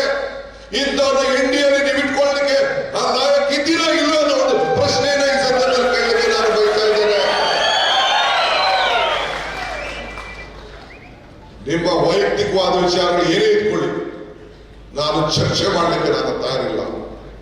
ನನ್ನ ತಾಯಂದಿರು ಬದುಕನ್ನು ಕಟ್ಕೊಳ್ಳಿ ಅನ್ನೋ ದೃಷ್ಟಿಯಿಂದ, ಆ ತಾಯಂದಿರು ಯಾರು ಹಸ್ಕೊಂಡಿರಬಾರ್ದು ಅನ್ನೋ ದೃಷ್ಟಿಯಿಂದ ಸಿದ್ದರಾಮಯ್ಯನವರು ಅನ್ನಭಾಗ್ಯ ಕೊಟ್ಟು ನಾವಿಬ್ರು ಸೇರಿ ಮನೆಗಳು ಬೆಳಗಬೇಕು ಅಂತ ಇವತ್ತು ಈ ಜ್ಯೋತಿ ಬೆಳೆದು ನಾವು ಏತಕ್ಕೆ ಬೆಳೆದು ಶುಭಂ ಕರೋತಿ ಕಲ್ಯಾಣಂ ಆರೋಗ್ಯಂ ಧನ ಸಂಪದಂ ಜ್ಞಾನಶಕ್ತಿ ಸ್ವರೂಪಸ್ಯ ದೀಪ ಜ್ಯೋತಿ ಪ್ರಕಾಶಿತಂ. ತಮ್ಮೆಲ್ಲರ ಮನೆ ಬೆಳಗಲಿ, ಆರೋಗ್ಯವಂತರಾಗಲಿ, ಐಶ್ವರ್ಯವಂತರಾಗಲಿ, ಜ್ಞಾನವಂತರಾಗಲಿ ಅಂತೇಳಿ ಈ ಜ್ಯೋತಿನ ನಾವು ಬೆಳೆಸಿದ್ದೇವೆ. ಹಂಗೆ ಪ್ರತಿಯೊಂದು ಕುಟುಂಬಕ್ಕೂ ಕೂಡ ಯಾರು 200 ಯೂನಿಟ್ ವರೆಗೂ ವಿದ್ಯುತ್ ಶಕ್ತಿಯನ್ನು ಉಪಯೋಗಿಸ್ತಾ ಇದ್ರೆ ನಿಮ್ಗೆ ಉಚಿತವಾಗಿ ಸಿಗ್ಬೇಕು ಅಂತೇಳಿ ಒಂದು ದೊಡ್ಡ ಐತಿಹಾಸಿಕವಾದಂತಹ ತೀರ್ಮಾನ ನಾವು ತೆಗೆದುಕೊಂಡಿದ್ದೇವೆ. ಹೆಣ್ಮಕ್ಳ ಬದುಕು ಹಸನಾಗಬೇಕು. ನಾನು ಒಂದು ಪೇಪರ್ ಅಲ್ಲಿ ನೋಡಿದೆ, 98% 99% ಒಂದು ಹುಡುಗ. ಆ ತಾಯಿ ಹೇಳ್ತಾಳೆ, ನನಗೆ ಬಂದಂತ ಹಣದಿಂದ 2,000 ರೂಪಾಯಿ ಬಂದಂತ ಹಣದಿಂದ ಈ ನನ್ನ ಮಗನಿಗೆ ಒಂದು ಉತ್ತಮವಾದಂತ ವಿದ್ಯಾಭ್ಯಾಸವನ್ನು ಕೊಟ್ಟು ನಾನು ಓದಿಸ್ತೀನಿ ಅಂತ ಹೇಳ್ತಾರೆ. ಮೊನ್ನೆ ಹಬ್ಬದ ದಿನ ನೀವು ನೋಡಿದ್ರಿ, ಒಂದು ತಾಯಿ ಫ್ರಿಡ್ಜ್ ಅನ್ನ ತೆಗೆದುಕೊಂಡು, ಒಂದ್ ಕಡೆ ಟಿವಿ ತೆಗೆದುಕೊಂಡು, ಒಂದು ಫ್ರಿಡ್ಜ್ ಒಂದು ತಾಯಿ ಟಿವಿ ತೆಗೆದುಕೊಂಡು ಅದಕ್ಕೆ ಪೂಜೆ ಮಾಡಿ ಸಿದ್ದರಾಮಯ್ಯನವ್ರ ಸರ್ಕಾರ 2,000 ರೂಪಾಯಿ ಕೊಡ್ತಾ ಇದ್ದಪ್ಪ, ನನ್ನ ಫ್ರಿಡ್ಜ್ ತೆಗೆದುಕೊಂಡು ಅದಕ್ಕೆ ಹಬ್ಬದ ದಿನ ಪೂಜೆ ಮಾಡ್ತಾ ಇದ್ದಂತ ಚಿತ್ರವನ್ನು ತಾವೆಲ್ಲ ನೋಡಿದ್ರಿ. ಹಿಂಗೆ ಬದುಕನ್ನ ಬದಲಾವಣೆ ಮಾಡಲಿಕ್ಕೆ ಭಾವನೆಗಳನ್ನ ನಾವು ಯೋಚನೆ ಮಾಡ್ತಾ ಇರೋದು, ಬದುಕನ್ನ ಯೋಚನೆ ಮಾಡ್ತಾ ಇರೋದು. ಇವತ್ತು ಹೆಣ್ಣು ಮಕ್ಕಳು, ತಾಯಂದಿರು, ಯಾರು ಗೃಹಲಕ್ಷ್ಮಿ 1,20,00,000 ಹೆಣ್ಮಕ್ಳು ಕುಟುಂಬದವರು, ಮನೆ ಯಜಮಾನಿಯರು ದಾರಿ ತರ್ತಾ ಇದ್ದಾರೆ. ಕುಮಾರಸ್ವಾಮಿ ಅವರೇ, ತೀರ್ಥಕ್ಷೇತ್ರದ ಹೋಗೋರು, ಧರ್ಮಸ್ಥಳಕ್ಕೆ ಹೋಗೋರು, ಕೊಲ್ಲೂರು ಮೂಕಾಂಬಿಗೆ ಹೋಗೋರು, ಆ ತಾಯಿ ಚಾಮುಂಡಿಗೆ ಹೋಗಿ ಭೇಟಿ ಕೊಡುವಂತವ್ರು, ಆ ತಾಯಿ ಮನೆಗೆ ಹೋಗೋರು. ನಾನು ಸಿದ್ದರಾಮಯ್ಯನವರು ಇಬ್ರು ಹೋಗಿ ಆವತ್ತೊಂದು ದಿನ ಏನು ಕಾರ್ಯರೂಪಕ್ಕೆ ತರಂತ ಯೋಜನೆಯನ್ನ ಆವತ್ತು ಹೋಗಿ ನಾವು ಆ ತಾಯಿಗೆ ಹಣವನ್ನು ಇಟ್ಟು ಪೂಜೆ ಮಾಡಿ ಅವತ್ತು ಗೃಹಲಕ್ಷ್ಮಿಯನ್ನ ಬಿಡುಗಡೆಯನ್ನ ನಾವು ಮಾಡ್ದೋ. ಇದು ನಮ್ಮ ರಾಜಕೀಯದ ಬದ್ಧತೆ. ನಿಮ್ಗೇನು ನಿಮ್ಮ ಬದುಕಿನಲ್ಲಿ ಬದಲಾವಣೆ ಹೇಳ್ತಾ ಇದ್ರು ನಮ್ಮ ಶಾಸಕರಾದಂತ ಮಿತ್ರರು, ಈಗ ಪೊನ್ನಣ್ಣವರು. ಹಳ್ಳಿ ಮೂಲೆಯಲ್ಲಿ ಹೋದ್ರು ಕೂಡ ಜನ ಬಹಳ ಸಂತೋಷದಿಂದಿದ್ದಾರೆ. ಆದ್ರಿಂದ ನಾನು ಸ್ಮೃತಿ ಇರಾನಿ ಅವರು ಕೇಳ್ತಾ ಇದ್ದೀನಿ, ನಿರ್ಮಲಾ ಸೀತಾರಾಮನ್ ಕೇಳ್ತಾ ಇದ್ದೀನಿ, ನಾನು ಕುಮಾರಸ್ವಾಮಿ ಮಾತಾಡಕ್ ಹೋಗ್ತಾರೆ. ಈಗ NDA ಇದು ರಾಜ್ಯದ ಸ್ವಾಭಿಮಾನದ ಪ್ರಶ್ನೆ. ಇದು ನಮ್ಮ ತಾಯಿ ಚಾಮುಂಡೇಶ್ವರಿ, ಈ ನಾಡಿನ ದೇವತೆ ಚಾಮುಂಡೇಶ್ವರಿ. ಚಾಮುಂಡೇಶ್ವರಿಗಾದಂತ ಅವಮಾನ ಇದು, ಹೆಣ್ಣು ಕುಲಕ್ಕಾದಂತ ಅವಮಾನ ಇದು, ಮಾನುಕೆಲಾದಂತ ಕುಲವೇ ಇದು. ಇವತ್ತು ನಾನು ಇಲ್ಲಿ ಕೂತ್ಕೊಂಡಿರ್ಬೇಕಾದ್ರೆ ನಾನು ಫೋನಲ್ಲಿ ನನಗೆ ಬರ್ತಾ ಇತ್ತು ಮೆಸೇಜ್ಗಳು, ವಿಡಿಯೋಗಳು ಬರ್ತಾ ಇತ್ತು. ಹೆಣ್ಮಕ್ಳು ಬಹಳ ರುಚಿಯಲ್ಲಿದ್ದಾರೆ, ಅವ್ರಿಗೂ ನಾನು ಮನವಿ ಮಾಡ್ಕೊಡ್ತೇನೆ, ನೀವು ತಾಳ್ಮೆ ಕಲ್ತ್ಕೋಬೇಡಿ, ನಿಮ್ಮ ಹೋರಾಟ ಮಾಡಬೇಡಿ ಅಂತ ಹೇಳೋದಿಲ್ಲ ನಾನು. ಬಾಬಾ ಸಾಹೇಬ್ ಅಂಬೇಡ್ಕರ್ ಹೇಳ್ತಾರೆ, ನೀನು ಹೋರಾಟ ಮಾಡದೇವರು ಚಿಂತೆ ಇಲ್ಲ, ನೀನ್ ಮಾರಾಟ ಆಗ್ಬೇಡ ಅಂತ ಹೇಳಿ ಬಾಬಾ ಸಾಹೇಬ್ ಅಂಬೇಡ್ಕರ್ ಅವರು ಹೇಳ್ತಾರೆ. ಬಾಬಾ ಸಾಹೇಬ್ ಹಾಗೆ ನೀವು ಹೋರಾಟ ಮಾಡಿ, ಆದ್ರೆ ನೀವು ನಿಮ್ಮ ಸ್ವಾಭಿಮಾನದ ಬದುಕಿನಲ್ಲಿ ನೀವು ಬದುಕಬೇಕು. ಇದೇ ನಿಮಗೆ ಸಂವಿಧಾನ ಕೊಟ್ಟಂತ ಒಂದು ಶಕ್ತಿ ಮಾನವೀಯತೆಯಿಂದ. ಆದ್ರಿಂದ ಈ ಸಂದರ್ಭ ಹೇಳಲಿಕ್ಕೆ ನಾನು ಬಯಸ್ತಾ ಇದ್ದೇನೆ, ಕರ್ಮದಲ್ಲಿ ಉತ್ತರ ಸಿಗುವುದಿಲ್ಲ, ಕಾಗದಲ್ಲೂ ಇಲ್ಲ, ಕಾನೂನಲ್ಲೂ ಇಲ್ಲ, ಪುಸ್ತಕದಲ್ಲೂ ಇಲ್ಲ. ಆದ್ರೆ ನಾವು ಮಾಡುವಂತ ಪುಣ್ಯ ಕಾರ್ಯಗಳು, ಪಾಪ ಕಾರ್ಯಗಳು ಎಲ್ಲ ಕೂಡ ಲೆಕ್ಕದಲ್ಲಿ ಇದ್ದೇ ಇರ್ತದೆ. ಕುಮಾರಸ್ವಾಮಿ ಅವರೇ, ಇದು ಗಮನದಲ್ಲಿ ಇಟ್ಕೊಳ್ಳಿ. ಇದಕ್ಕೆ ಜನ ಉತ್ತರವನ್ನು ಕೊಡ್ತಾರೆ. ಇವತ್ತು ಬಿಜೆಪಿಯವನ್ನ ತಪ್ಪಿಸ್ತಾ ಇದ್ದಾರೆ. ನಾನು ಎಲೆಕ್ಷನ್ ಬಂದಾಗ ಒಂದು ಮಾತು ಹೇಳಿದ್ದೆ, ಹೆಗ್ಡೆದೇವರು ಕೊಟ್ಟಿಲ್ಲ, ಯಾರೋ ಒಬ್ಬ ಹುಡುಗರನ್ನು ಕಳಿಸ್ಕೊಟ್ಟಿದ್ದ, ಅದನ್ನ ಹೇಳ್ತಾ ಇದ್ದಾರೆ. ಎಲ್ಲ ಕಡೆ ಅದನ್ನು ಹೇಳ್ತಾ ನೆನಪು ಮಾಡ್ತಾ ಇದ್ದೀನಿ. ಏನ್ ಹೇಳ್ತಾ ಇದ್ದಾರೆ ಅಂದ್ರೆ, ಕಮಲ ಕೆರೆಯಲ್ಲಿದ್ದರೆ ಚಂದ, ತೆನೆ ಹೊಲದಲ್ಲಿದ್ದರೆ ಚಂದ, ಈ ದಾನ ಧರ್ಮ ಮಾಡುವ ಕೈ ಅಧಿಕಾರದಲ್ಲಿ ಮಾತ್ರ ಚಂದ ಅಂತ ನಾನು ಹೇಳ್ತಾ ಇದ್ದೇನೆ. ಈ ದಾನ ಧರ್ಮ ಮಾಡುವ ಕೈ ಅಧಿಕಾರದಲ್ಲಿ ಏನಾಯ್ತು? ನಾನು ಸಿದ್ದರಾಮಯ್ಯನವರು, ಮಹದೇವಪ್ಪನವರು, ಮುಖ್ಯಮಂತ್ರಿಗಳು, ನಮ್ಮ ವೆಂಕಟೇಶ್ವರು, ನಾವೆಲ್ಲ ಹೋಗಿ ಮೊದಲನೇ ದಿನ ಕ್ಯಾಬಿನೆಟ್ ಅಲ್ಲಿ ಒಂದೇ ಗಂಟೆಯಲ್ಲಿ ಏನ್ ಮಾತು ಕೊಟ್ಟಿದ್ದು ಆ ಮಾತನ್ನ ಕಾರ್ಯರೂಪಕ್ಕೆ ತಂದು ಇವತ್ತು 5 ತಿಂಗಳಲ್ಲಿ ಈ 5 ಗ್ಯಾರಂಟಿಗಳನ್ನ ಜಾರಿ ಮಾಡಿ ಆತ್ಮವಿಶ್ವಾಸದಿಂದ ನಿಮ್ಮ ಮುಂದೆ ನಾವು ನಿಂತಿದ್ದೇವೆ. ಆತ್ಮವಿಶ್ವಾಸದಿಂದ ನಿಮ್ಮ ಮುಂದೆ ನಿಂತಿದ್ದೇವೆ, ನುಡಿದಂತೆ ನಡೆದಿದ್ದೇವೆ. ಮುಖ್ಯಮಂತ್ರಿಗಳು ಕೂಡ ಹಿಂದೆ ಬಸವಣ್ಣನ ಹುಟ್ಟದ ದಿನ ಪ್ರಮಾಣ ವಚನ ಸ್ವೀಕಾರ ಮಾಡಿದ್ರು. ಈ ರಾಜ್ಯದಲ್ಲಿ ರಾಜಕೀಯದ ಒಂದು ಬದ್ಧತೆ. ಇವತ್ತು ಕೂಡ ಸಂವಿಧಾನದ ಶಿಲ್ಪಿ ಬಾಬಾ ಸಾಹೇಬ್ ಅಂಬೇಡ್ಕರ್ ಅವರ ಎಲ್ಲ ಆಚಾರ ವಿಚಾರಗಳನ್ನ ಪ್ರಚಾರ ಮಾಡಿಕೊಂಡು ಈ ಸಂವಿಧಾನದ ಪೀಠಿಕೆಯನ್ನ ಇವತ್ತು ನಮ್ಮ ಮಹದೇವಪ್ಪನವರು ಸೋಷಿಯಲ್ ವೆಲ್ಫೇರ್ ಮಿನಿಸ್ಟರ್ ಒಂದು ದೊಡ್ಡ ಕೊಡುಗೆಯನ್ನ ಕೊಟ್ಟಿದ್ದಾರೆ. ಏನದು ಅಂತಂದ್ರೆ, ಬಾಬಾ ಸಾಹೇಬ್ ಅಂಬೇಡ್ಕರ್ ಅವರು ನಮ್ಮ ಭಾರತ ರಾಷ್ಟ್ರೀಯ ಕಾಂಗ್ರೆಸ್ ಕೊಟ್ಟಂತ ಸಂವಿಧಾನವನ್ನ ಪ್ರತಿ ಪ್ರಾರಂಭದಲ್ಲೂ ಕೂಡ ಸರ್ಕಾರದ ಕಚೇರಿಗಳಲ್ಲಿ ಇಟ್ಕೊಂಡು ನಾವು ಪಠನೆ ಮಾಡಿ ಇದನ್ನ ರಕ್ಷಣೆ ಮಾಡಂತ ಒಂದು ದೊಡ್ಡ ಕೂಗು ಕರೆಯನ್ನ ಇವತ್ತು ನಮ್ಮ ಮಿತ್ರರಾದಂತ ಮಹದೇವಪ್ಪನವರ ನಾಯಕತ್ವದಲ್ಲಿ ಇವತ್ತು ನಡೀತಾ ಇದೆ. ಇದು ಜವಾಬ್ದಾರಿ. ಅಧಿಕಾರ ಬರೋದು ಮುಖ್ಯ ಅಲ್ಲ, ಯೋಗಕ್ಕಿನ್ನ ಯೋಗಕ್ಷೇಮ ಬಹಳ ಮುಖ್ಯ. ಆದ್ರಿಂದ ಈ ಸಂದರ್ಭದಲ್ಲಿ ಈ ಹೋರಾಟ ಸತ್ಯಕ್ಕೂ ಸುಳ್ಳಿಗೂ ನಡೀತಾರಂತ ಒಂದು ಹೋರಾಟ, ಸತ್ಯಕ್ಕೂ ಸುಳ್ಳಿಗೂ ನಡೆಯುತ್ತಾರಂತ ಹೋರಾಟ. ಇವತ್ತು ಬಿಜೆಪಿ ಸ್ನೇಹಿತರಿಗೆ ನಾನು ಕೇಳ್ತಾ ಇದ್ದೇನೆ, ಬಿಜೆಪಿ ಅಭ್ಯರ್ಥಿಗಳಿಗೆ ಕೇಳ್ತಾ ಇದ್ದೇನೆ, ಬಿಜೆಪಿ ಮುಖಂಡರಿಗೆ ಕೇಳ್ತಾ ಇದ್ದೇವೆ, ನೀವೇನು ಮಾತು ಕೊಟ್ರಿ? ಕಳೆದ ಎಲೆಕ್ಷನ್ ಅಲ್ಲಿ ಏನ್ ಹೇಳಿದ್ರಿ? ನಾವು ಹೊರಗಡೆ ದೇಶದಿಂದ ಕಪ್ಪು ಹಣ ಎಲ್ಲ ಕಾಂಗ್ರೆಸ್ ಅವರೆಲ್ಲ ಮಡಿಕೊಂಡ್ಬಿಟ್ಟಿದ್ದಾರೆ, ಎಲ್ಲ ಸ್ವಿಸ್ ಬ್ಯಾಂಕ್ ಇದೆ, ಆ ಬ್ಯಾಂಕ್ ಹಣ ಎಲ್ಲ ತಂದು ನಾವೆಲ್ಲರೂ ಕೂಡ ಅಕೌಂಟ್ ಓಪನ್ ಮಾಡಿಸ್ತೀವಿ, ಜನ್ಧನ್ ಅಕೌಂಟ್ ಓಪನ್ ಮಾಡಿಸ್ತೀವಿ, ಪ್ರತಿಯೊಂದು ಕುಟುಂಬಕ್ಕೂ 15 ಲಕ್ಷ ಆಗ್ತೀವಿ ಅಂತ ಹೇಳಿದ್ರು ಇಲ್ಲೋ? ತಾವ್ ಹೇಳ್ಬೇಕು, ಹೇಳ್ತಾರೆ.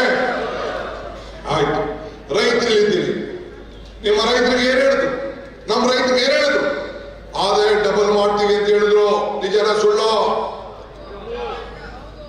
2 ಕೋಟಿ ಉದ್ಯೋಗವನ್ನ ಕೊಡ್ತೀವಿ ಅಂತ ಹೇಳಿದ್ರು, ನಿಜನ ಸುಳ್ಳೋ? ಕೊಟ್ಟ ಮಾತನ್ನ ಉಳಿಸ್ಕೊಳಕ್ ಆಗ್ಲಿಲ್ಲ. ಈಗ ನಡೀತಾ ಇರೋದು ಸತ್ಯಕ್ಕೂ ಸುಳ್ಳಿಗೂ ಎಷ್ಟು ಅಂತರ ಇದೆ ಅಂತೇಳಿ.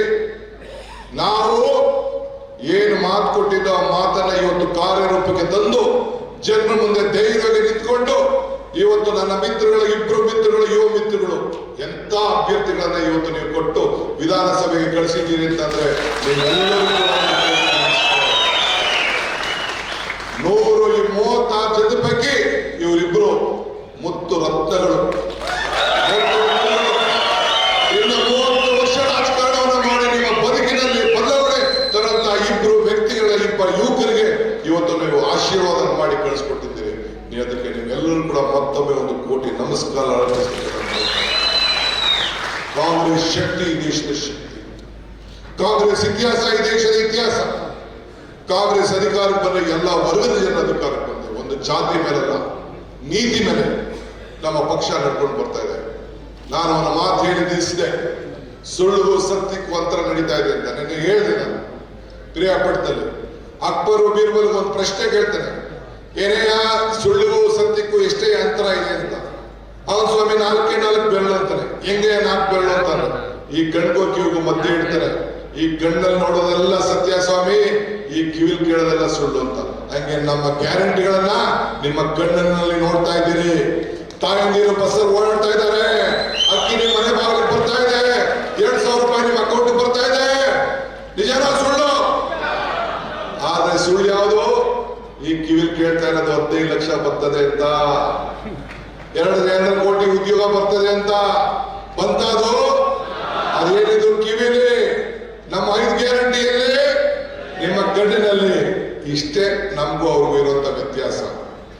ಬಂಧುಗಳೇ, ಇವತ್ತು ನಮ್ಮ ಅಭ್ಯರ್ಥಿ 8 ಜನ ವಕೀಲರಿಗೆ ಈ ಬಾರಿ ಕಾಂಗ್ರೆಸ್ ಪಕ್ಷ ಅವಕಾಶ ಮಾಡಿಕೊಟ್ಟಿದೆ.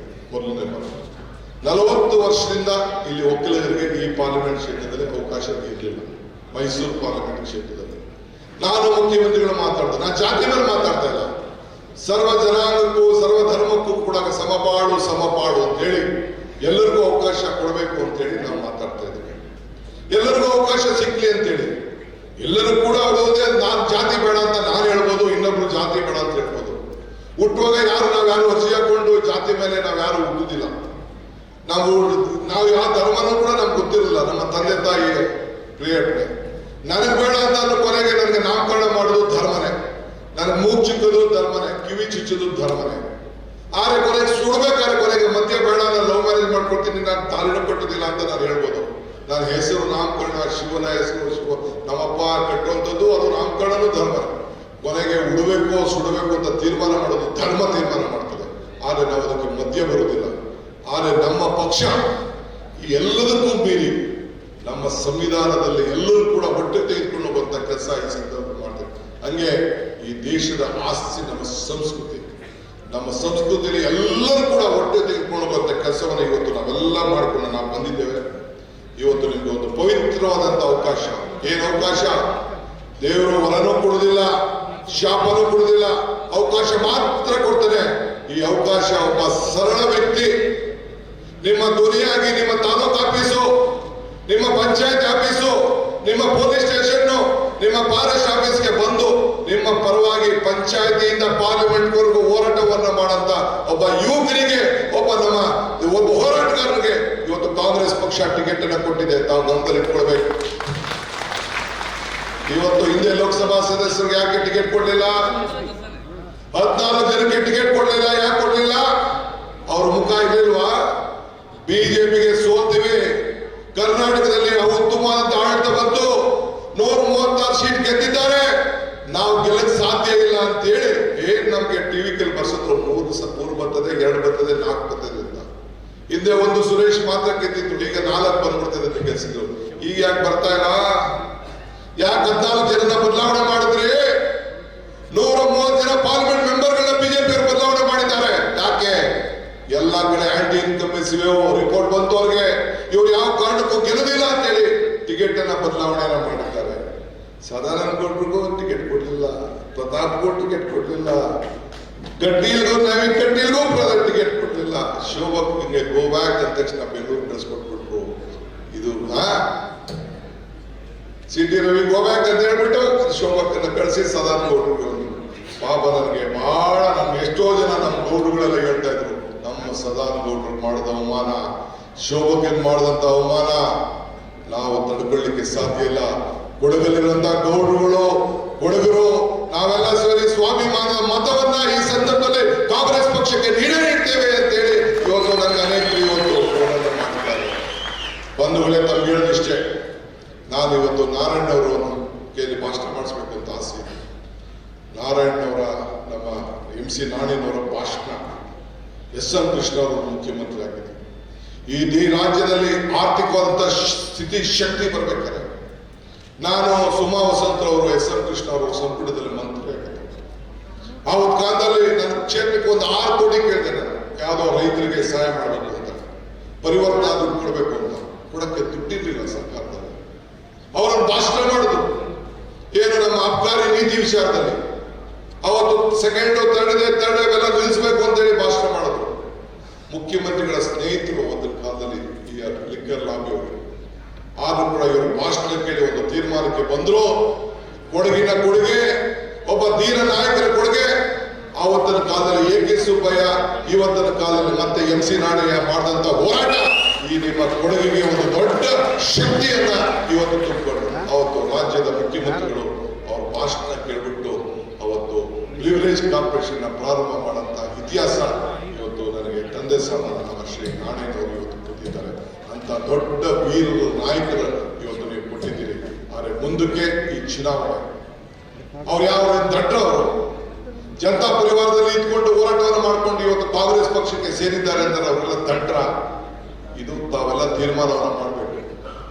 ಮುಗಿದ ಕಾಲ, ಶಿಲೆಗೊಂದು ಕಾಲ, ನರಕ್ಕೊಂದು ಕಾಲ, ಅಂದ್ರೆ ಮನುಷ್ಯಗೊಂದು ಕಾಲ. ಆ ಕಾಲ ಆಗೋಯ್ತು, 10 ವರ್ಷ ಮುಗಿದೋಯ್ತು. ಮತ್ತೆ ಈ ಕಾಲ ಇರೋದು ಕಾಂಗ್ರೆಸ್ ಪಕ್ಷಕ್ಕೆ ಮಾತ್ರ, ಈ ಹಸ್ತಕ್ಕೆ ಮಾತ್ರ, ನಿಮ್ಮ ಹಸ್ತಕ್ಕೆ ಮಾತ್ರ. ನಾನು ಹೇಳಿದಲ್ಲ, 5 ಬೆರಳು ಸೇರಿ ಕೈ ಮುಷ್ಟಿ ಆಯಿತು, 5 ಗ್ಯಾರಂಟಿ ಸೇರಿ ಕೈ ಗಟ್ಟಿ ಆಯಿತು. ಈ ಕೈ ಗಟ್ಟಿ ಆಗೋದ್ರಿಂದ ಕರ್ನಾಟಕ ರಾಜ್ಯ ಸಮೃದ್ಧಿ ಆಯ್ತು, ಅಭಿವೃದ್ಧಿ ಆಯ್ತು. ಇದಂತ ಗಮನದಲ್ಲಿ ಇಟ್ಕೊಳ್ಳಿ. ಇನ್ನ ಬಹಳ ವಿಚಾರಗಳನ್ನ ನಮ್ಮ ಮುಖ್ಯಮಂತ್ರಿಗಳು ಮಾತಾಡ್ತಾರೆ.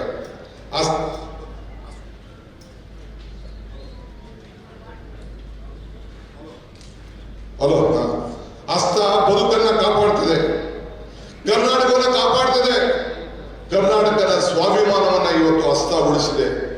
ಆದ್ರಿಂದ ನಾವು ಈ ಸಂದರ್ಭದಲ್ಲಿ ಜಾತಿ ಮೇಲೆ ಮತ ಕೇಳುವುದಿಲ್ಲ, ಧರ್ಮದ ಮೇಲೆ ಮತ ಕೇಳುವುದಿಲ್ಲ, ನಾವು ನೀತಿ ಮೇಲೆ ಮತವನ್ನ ಕೇಳ್ತಾ ಇದ್ದೇವೆ. ಆದ್ರಿಂದ ಈ ಸಂದರ್ಭದಲ್ಲಿ ನಮ್ಮ ಕಾಂಗ್ರೆಸ್ ಪಕ್ಷದ ಸಿದ್ಧಾಂತ, ಮಾನ್ಯ ಶ್ರೀ ಮಲ್ಲಿಕಾರ್ಜುನ್ ಖರ್ಗೆ ಅವರು, ರಾಹುಲ್ ಗಾಂಧಿ ಅವರು ಕೂಡ ನಮ್ಮ ACC ವತಿಯಿಂದ ಅವರು ಕೂಡ 5 ಗ್ಯಾರಂಟಿಗಳನ್ನ ಈಗಾಗಲೇ ಘೋಷಣೆ ಮಾಡಿದ್ದಾರೆ. 5 ಗ್ಯಾರಂಟಿ. 1 ಲಕ್ಷ, ಯುವ ನ್ಯಾಯ, ಮಹಿಳೆಯರಿಗೆ ನ್ಯಾಯ, ರೈತರಿಗೆ ನ್ಯಾಯ, ಶ್ರಮಿಕರಿಗೆ ನ್ಯಾಯ, ಪಾಲುದಾರರಿಗೆ ನ್ಯಾಯ ಅಂತ ಹೇಳಿ ಪ್ರತಿ ಹೆಣ್ಣು ಮಗಳು ಕೂಡ ಇನ್ ಮುಂದಕ್ಕೆ ಕಾಂಗ್ರೆಸ್ ಸರ್ಕಾರ ಬಂದ್ರೆ ವರ್ಷಕ್ಕೆ 1 ಲಕ್ಷ ಕೊಡ್ತೀವಿ ಅಂತ ಹೇಳಿ ನಮ್ಮ ಮ್ಯಾನಿಫೆಸ್ಟೋ ತಿಳಿಸಿದ್ದಾರೆ. ಮಲ್ಲಿಕಾರ್ಜುನ್ ಖರ್ಗೆ ಅವರು, ರಾಹುಲ್ ಗಾಂಧಿ ಅವರು ಸಿಗ್ನೇಚರ್ ಮಾಡಿದ್ದಾರೆ. ನಿಮ್ಮ ಮನೆ ಬಾಗಿಲಿಗೆ ಕಾರ್ಡ್ ತರ್ತದೆ, ಚಿಕ್ಕ ಕಾರ್ಡ್ ತರ್ತದೆ, ಜೋಬಲ್ ಇದೆ ಆ ಕಾರ್ಡ್ ತರ್ತದೆ. ನಿಮ್ಗೆಲ್ಲರೂ ಕೂಡ ಯುವಕರಿಗೆ ಟ್ರೈನಿಂಗ್ ಕೊಟ್ಬಿಟ್ಟು 1 ಲಕ್ಷ ರೂಪಾಯಿವರೆಗೂ ಕೊಡಬೇಕು ಅಂತ ತೀರ್ಮಾನ ಮಾಡಿದ್ದಾರೆ. ಮತ್ತು ಆರೋಗ್ಯ ವಿಮೆ 25 ಲಕ್ಷವರೆಗೂ ಕೂಡ ಆರೋಗ್ಯ ವಿಮೆಯನ್ನು ಕೊಡಬೇಕು. ಯಾರು ಕೂಡ ಹಾಸ್ಪಿಟಲ್ಗೆ ದುಡ್ಡು ಕಟ್ಟಂತ 25 ಲಕ್ಷ ಬರುವುದಿಲ್ಲ ಅಂತ ಒಂದು ಐತಿಹಾಸಿಕ ತೀರ್ಮಾನವನ್ನು ಮಾಡ್ತಾ ಇದ್ದಾರೆ. ಹಂಗೆ ರೈತರಿಗೆ ಅನೇಕ ಯೋಜನೆಗಳು, ಸ್ವಾಮಿನಾಥನ್ ಅವರ ವರದಿಯ ಅನುಸಾರವಾಗಿ ಸಾಲ ಮನ್ನಾ ಇರ್ಬೋದು, ಆಹಾರಕ್ಕೋಸ್ಕರ ಒಂದು ಬದ್ಧತೆ ಬೆಳೆದಂತದಕ್ಕೆ ಒಂದು ನ್ಯಾಯವನ್ನು ಕೊಡಿಸುವಂತ ಒಂದು ಕಾರ್ಯಕ್ರಮವನ್ನು ಕೂಡ ಇವತ್ತು ಮಾಡ್ಕೊಂಡು ಬರ್ತಾ ಇದ್ದಾರೆ. ಆದ್ರಿಂದ ನಮ್ಮ ಅಭ್ಯರ್ಥಿ, ಕಾಂಗ್ರೆಸ್ ಪಕ್ಷದ ಅಭ್ಯರ್ಥಿ, ಹೆಸರು ಹೇಳ್ಬೇಡಿ, ಅದಕ್ಕೆ ಅಕೌಂಟ್ ಹೋಗ್ತಿದೆ, ಅದು ಬಡವ ಎದ್ದಂತ ನಾವು ದುಡ್ಡು. ಸೊ ಅದಕ್ಕೆ ನಾವು ಹೆಸರು ಹೇಳ್ತಾ ಇಲ್ಲ. ಆದ್ರೆ ಅವ್ರ ಹಸ್ತ, ಯಾವ ಹಸ್ತ? ನಿಮ್ಮ ಹಸ್ತ. ಕಮಲ ಅಂತೂ ಮಾಡೋದಂತಾನೆ. ಕುಮಾರಣ್ಣ ಬಾಬಾ ಮಹಿಳೆನ ಇವತ್ತು ಏನ್ ಮಾಡಿದಾನೆ? ಮೊನ್ನೆನೇ ಬಿಸಾಕ್ಬಿಟ್ಟು ಹೋಗಿ ಕಮಲ ಜೊತೆ ಸೇರ್ಕೊಂಡ್ಬಿಟ್ಟು ಹೊಂಟೋಯ್ತೀನಿ. ಅವ್ರ ಪಾರ್ಟಿ ಮುಗಿದೋಯ್ ಕೇಸ್. ಹೇಳ್ಬೇಕು ದೇವೇಗೌಡರು, ಆ ಪಾರ್ಟಿ ಉಳಿತದಾಗಿಲ್ಲ ಅನ್ನೋದ ದೇವೇಗೌಡರು ಉತ್ತರ ಕೊಡ್ಬೇಕು. ಆ ಪಾರ್ಟಿ ಇಂಥದಾಯ್ತ. ಈಗ ನನಗೆ ಪಟ್ಟಿ ಕೊಟ್ಟರು, ನಾನು ನಮ್ಮ ವಿನಯ್ ಕುಮಾರ್ ಸಂಖ್ಯೆ ಕೊಟ್ಟಿದ್ದೇನೆ. ಸುಮಾರು ಒಂದು 100 ಜನ ಯಥಾದಳದಲ್ಲಿ ಇದ್ದವರು ಕಾಂಗ್ರೆಸ್ ಪಕ್ಷಕ್ಕೆ ಸೇರ್ಕೋಬೇಕು ಅಂತ ಅರ್ಜಿ ಕೊಡ್ತಾ ಇದ್ದಾರೆ. ಮುಂದಕ್ಕೆ ಭವಿಷ್ಯ ಇಲ್ಲ. ಜಾತ್ಯತೀತ ತತ್ವವನ್ನು ನಂಬಿಕೊಂಡಿರುವಂತವ್ರಿಗೆ ಯಾವ್ದಾದ್ರು ಒಂದು ಪಕ್ಷ ಇದ್ದರೆ ಕಾಂಗ್ರೆಸ್ ಪಕ್ಷ. ಆದ್ರಿಂದ ಇವತ್ತು ಯಾರ್ಯಾರು ನಮ್ಮ ಪಕ್ಷಕ್ಕೆ ಸೇರ್ಪಡೆ ಆಗ್ತಾ ಇದ್ದಾರೆ ಅವರೆಲ್ಲರೂ ಕೂಡ ನಾನು ತುಂಬ ಹೃದಯದ ಸ್ವಾಗತವನ್ನು ನಾನು ಬಯಸ್ತೇನೆ. ನಿಮ್ಮನ್ನ ನಾನು ಬರಮಾಡ್ಕೊಳ್ತಾ ಇದ್ದೇನೆ. ಹಳಬರು ಹೊಸಬರು ಅನ್ನೋದಲ್ಲದೆ ಒಗ್ಗಟ್ಟಿನಿಂದ ನಾವೆಲ್ಲ ಓಡ.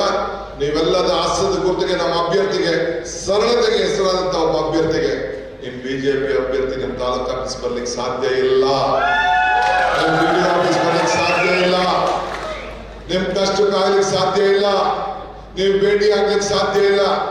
24/7 ನಿಮ್ಮ ಜೊತೆಯಲ್ಲಿ ಹೋರಾಟವನ್ನು ಮಾಡಂತ ಒಬ್ಬ ಯುವಕನಿಗೆ, ಹೋರಾಟಗಾರನಿಗೆ ಕಾಂಗ್ರೆಸ್ ಪಕ್ಷ ಮತ್ತು ನಮ್ಮ ಶಾಸಕರು, ಮುಖ್ಯಮಂತ್ರಿಗಳು ಆಯ್ಕೆ ಮಾಡಿ ಕೊಟ್ಟಿದ್ದಾರೆ.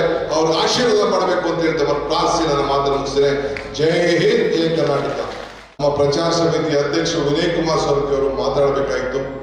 ಕ್ಷಮಿಸಿ, ನಾವಿಬ್ರು ಈಗ ಇದಕ್ಕೆ ಹೋಗ್ಬೇಕು ತುಮಕೂರಿಗೆ. ಅದನ್ನು ಮುಗಿಸಿ ವಾಪಸ್ ಮೈಸೂರಿಗೆ ಬಂದು 3 ಸಭೆ ಮಾಡಬೇಕು. ಅದರಿಂದ ನಾವು ಮೋಟಿವೇಟ್ ಮಾಡಿ ಅವ್ರನ್ನೆಲ್ಲ ಭಾಷಣ ನಾನೇ ಮುಗಿಸಿದ್ದೀನಿ. ಎಲ್ಲರಿಗೂ ನಮಸ್ಕಾರ. ಈ ಪ್ರಚಾರ ಸಭೆಯಲ್ಲಿ ಸಮಾಜ ಕಲ್ಯಾಣ ಇಲಾಖೆಯ ಸಚಿವರು ಆದಂತ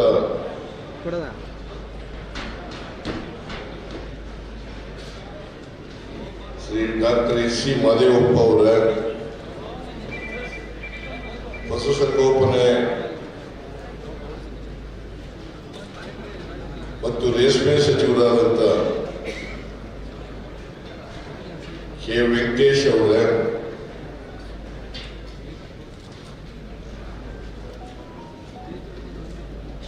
ನಿಮ್ಮೆಲ್ಲರ ಕೊಡಗು ಜಿಲ್ಲೆಯ ಶಾಸಕರುಗಳಾದಂಥ ಶ್ರೀ ಪೊನ್ನಣ್ಣ ಅವರ, ಮಂತರಗೌಡ ಅವರ, ಹಿರಿಯರು ಆತ್ಮೀಯರು ಆದಂಥ ಶ್ರೀ MC ನಾಣಯ್ಯ ಅವರ, KPCC ಕಾರ್ಯಾಧ್ಯಕ್ಷರಾದಂಥ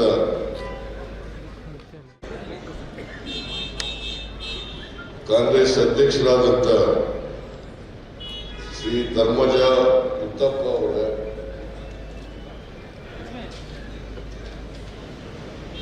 ಚುನಾವಣಾ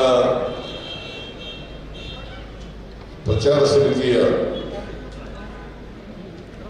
ಅಧ್ಯಕ್ಷರಾದಂಥ ಶ್ರೀ ವಿನಯ್ ಕುಮಾರ್ ಶೆಟ್ಟಿ ಅವರ, ವೇದಿಕೆ ಮೇಲೆ ಇರ್ತಕ್ಕಂಥ ಇತರ ಎಲ್ಲ ಮುಖಂಡರುಗಳೇ, ಮಾಜಿ ಶಾಸಕರುಗಳೇ, ಬ್ಲಾಕ್ ಸಮಿತಿಯ ಅಧ್ಯಕ್ಷರುಗಳೇ, ಇಲ್ಲಿ ಸೇರಿರ್ತಕ್ಕಂಥ ಎಲ್ಲ ಆತ್ಮೀಯ ಕಾರ್ಯಕರ್ತ ಬಂಧುಗಳೇ, ತಾಯಂದಿರೇ, ಎಲ್ಲ ಯುವಕ ಮಿತ್ರರೇ, ಮಾಧ್ಯಮದ ಗೆಳೆಯರು, ಇವತ್ತು ಡಾಕ್ಟರ್ ಬಾಬಾ ಸಾಹೇಬ್ ಅಂಬೇಡ್ಕರ್ ಅವರ ಜನ್ಮದಿನ. ನಾನು ಡಾಕ್ಟರ್ ಎಸ್ ಸಿ ಮಾದೇವಪ್ಪನವರು ನಿನ್ನೆ ಬೆಂಗಳೂರಿಗೆ ಹೋಗಿ ವಿಧಾನಸೌಧ ಬಳಿ ಇರ್ತಕ್ಕಂಥ ಬಾಬಾ ಸಾಹೇಬ್ ಅಂಬೇಡ್ಕರ್ ಅವರಿಗೆ ಸರ್ಕಾರದ ವತಿಯಿಂದ ಗೌರವವನ್ನು ಸಲ್ಲಿಸಿ ಅವರಿಗೆ ಮಾಲಾರ್ಪಣೆಯನ್ನು ಮಾಡಿ ಅವರನ್ನ ಸ್ಪರ್ಶಿಸ್ತಕ್ಕಂಥ ಕೆಲಸವನ್ನ ಮಾಡಿದ್ದೇವೆ. ಬಾಬಾ ಸಾಹೇಬ್ ಅಂಬೇಡ್ಕರ್ ಅವರು ಅವರ ಅಧ್ಯಕ್ಷತೆಯಲ್ಲಿ ನಮ್ಮ ದೇಶದ ಸಂವಿಧಾನ ರಚನೆಯಾಯಿತು. ಬಹುಶಃ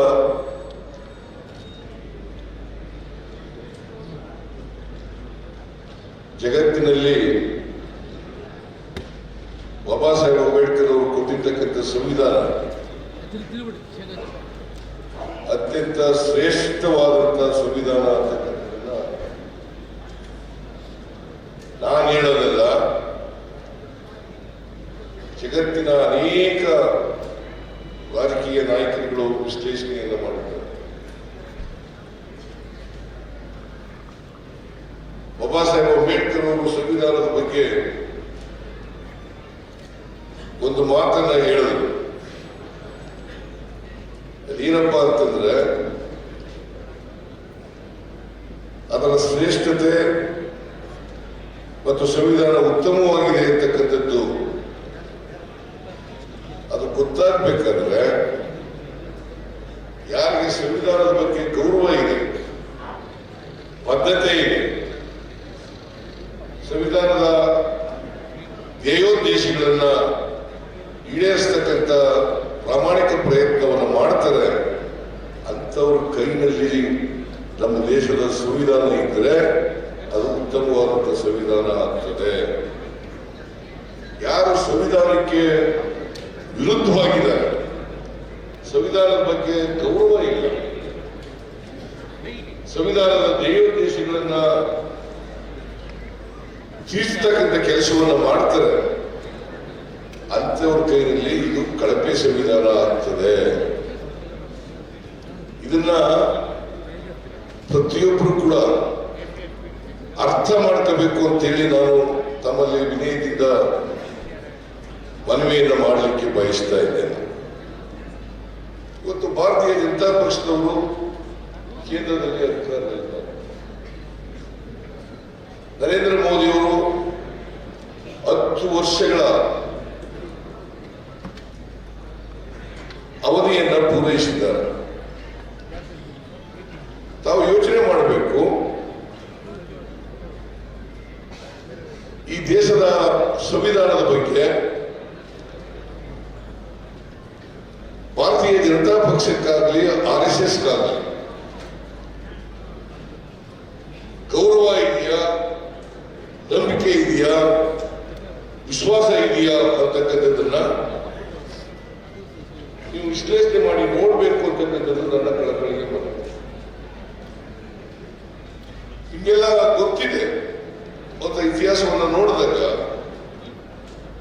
RSSಗಾಗಲಿ BJPಗಾಗಲಿ ನಮ್ಮ ಸಂವಿಧಾನದ ಬಗ್ಗೆ ಗೌರವ ಇಲ್ಲ. ಸಂವಿಧಾನ ಜಾರಿಯಾದಂಥ ಸಂದರ್ಭದಲ್ಲಿ ಸಾವರ್ಕರ್, ಗೋಲ್ವಾಲ್ಕರ್ ಸಂವಿಧಾನದ ಬಗ್ಗೆ ಏನೆಲ್ಲ ಪ್ರಸ್ತಾಪ ಮಾಡಿದ್ರು, ಅವರ ಅಭಿಪ್ರಾಯ ಏನು, ಇದನ್ನ ತಾವು ವಿಚಾರ ಮಾಡಬೇಕಾಗ್ತದೆ. 1950 ಜನವರಿ 26ನೇ ತಾರೀಕು ನಮ್ಮ ಸಂವಿಧಾನ ಜಾರಿಗೆ ಬಂತು. ಅವತ್ತು ಜಾರಿಯಾದಂಥ ಸಂದರ್ಭದಲ್ಲಿ ಇವರು ಆಡಿದಂಥ ಮಾತುಗಳು, ಇವರ ಅಭಿಪ್ರಾಯವನ್ನು ವ್ಯಕ್ತ ಮಾಡಿದಂಥ ಮಾತುಗಳು, ಈ ಸಂವಿಧಾನ ಬಾಬಾ ಸಾಹೇಬ್ ಅಂಬೇಡ್ಕರ್ ಅವರು ರಚನೆ ಮಾಡಿಕೊಟ್ಟಿರ್ತಕ್ಕಂಥ ಸಂವಿಧಾನ ನಮ್ಮ ಸಂಸ್ಕೃತಿಗೆ ಅನುಗುಣವಾಗಿಲ್ಲ, ವಿರುದ್ಧವಾಗಿದೆ ಅಂತಕ್ಕಂಥ ಮಾತುಗಳನ್ನ ಅವರ ಆರಾಧ್ಯ ದೈವಗಳಾದಂಥ ಸಾವರ್ಕರ್, ಗೋಲ್ವಾಲ್ಕರ್ ಹೇಳಿರ್ತಕ್ಕಂಥ ಮಾತುಗಳು. ಇದನ್ನ ನೀವು ಅರ್ಥ ಮಾಡ್ಕೋಬೇಕಾಗ್ತದೆ. ಭಾರತೀಯ ಜನತಾ ಪಕ್ಷದವರಿಗೆ ನಮ್ಮ ಸಂವಿಧಾನದ ಬಗ್ಗೆ ಕಿಂಚಿತ್ತೂ ಗೌರವ ಇಲ್ಲ. ಅದಕ್ಕಾಗಿಯೇ ಅವರ ನಾಯಕರುಗಳು ಅನೇಕ ಸಂದರ್ಭಗಳಲ್ಲಿ ಈ ಸಂವಿಧಾನವನ್ನು ಬದಲಾವಣೆ ಮಾಡುತ್ತೇವೆ, ಇದು ಭಾರತೀಯ ಜನತಾ ಪಕ್ಷದ ಹಿಡನ್ ಅಜೆಂಡಾ, ಸಂವಿಧಾನವನ್ನು ಬದಲಾವಣೆ ಮಾಡುತ್ತೇವೆ. ಅನಂತಕುಮಾರ್ ಹೆಗಡೆ ನರೇಂದ್ರ ಮೋದಿಯವರ ಸಂಪುಟದಲ್ಲಿ ಸಚಿವರಾಗಿದ್ದರು. ಸಚಿವರಾಗಿದ್ದಂಥ ಸಂದರ್ಭದಲ್ಲಿ ಒಂದು ಮಾತನ್ನು ಆಡಿದರು, ನಾವು ಅಧಿಕಾರಕ್ಕೆ ಬಂದಿರೋದೇ ಸಂವಿಧಾನವನ್ನು ಬದಲಾವಣೆ ಮಾಡಲಿಕ್ಕೆ. ಇದು ನಾನು ಹೇಳೋದು ಮಾತಲ್ಲ, ನರೇಂದ್ರ ಮೋದಿಯವರ ಸಂಪುಟದಲ್ಲಿ ಸಚಿವರಾಗಿದ್ದಂಥ ಅನಂತಕುಮಾರ್ ಹೆಗಡೆಯವರು ಹೇಳಿದಂಥ ಮಾತು ಕೊಪ್ಪಳದಲ್ಲಿ. ಅವತ್ತೇನಾದರೂ ಅವ್ರ ಮೇಲೆ ಶಿಸ್ತಿನ ಕ್ರಮ ತಗೊಂಡ್ರ ಅಥವಾ ಮಂತ್ರಿಮಂಡಲದಿಂದ ಅವರನ್ನ ಬಿಟ್ರ? ಅಮಿತ್ ಶಾ ಅವರ ಅಧ್ಯಕ್ಷರಾಗಿದ್ದರು, ಅವರನ್ನ ಪಕ್ಷದಿಂದ ಹೊರ ಹಾಕಿದ್ರ? ಆಗ್ಲಿಲ್ಲ. ಯಾಕಂತಂದ್ರೆ ಅವರೇ ಹೇಳಿಸಿರೋದು ಅನಂತಕುಮಾರ್ ಹೆಗಡೆ. ಬಿಕಾಸ್ ಇದು ಅವರ ಹಿಡನ್ ಅಜೆಂಡಾ. ಅಂದ್ಮೇಲೆ ಈ ದೇಶದಲ್ಲಿ ಸಂವಿಧಾನ ಅಪಾಯದಲ್ಲಿ ಇದೆ ಅಲ್ವಾ? ಸಂವಿಧಾನ ಇವತ್ತು ಉಳಿಸಬೇಕಾದ್ರೆ, ಸಂವಿಧಾನ ಉಳಿದರೆ ನಾವೆಲ್ಲರೂ ಕೂಡ ಉಳಿಯಲಿಕ್ಕೆ ಸಾಧ್ಯ ಆಗ್ತದೆ. ಸಂವಿಧಾನ ಉಳಿದೇ ಹೋದ್ರೆ ನಾವ್ಯಾರು ಕಾಲು ಕೂಡ ಉಳಿಯಲ್ಲ. ಇದನ್ನ ತಾವೆಲ್ಲರೂ ಕೂಡ ಗಂಭೀರವಾಗಿ ಆಲೋಚನೆ ಮಾಡಬೇಕು ಅಂತಕ್ಕಂಥ ಮಾತುಗಳನ್ನ ಹೇಳಲಿಕ್ಕೆ ಬಯಸ್ತಾ ಇದ್ದೇನೆ. ಇವತ್ತು ಪ್ರಜಾತಂತ್ರ ಅಪಾಯದಲ್ಲಿದೆ. ಯಾಕಂತಂದ್ರೆ ಜನತಂತ್ರದ ವ್ಯವಸ್ಥೆಯಲ್ಲಿ ಅವರಿಗೆ ನಂಬಿಕೆ ಇಲ್ಲ. ಅವರು ಸರ್ವಾಧಿಕಾರದಲ್ಲಿ ನಂಬಿಕೆ ಇಟ್ಕೊಂಡಿರ್ತಕ್ಕಂಥವರು.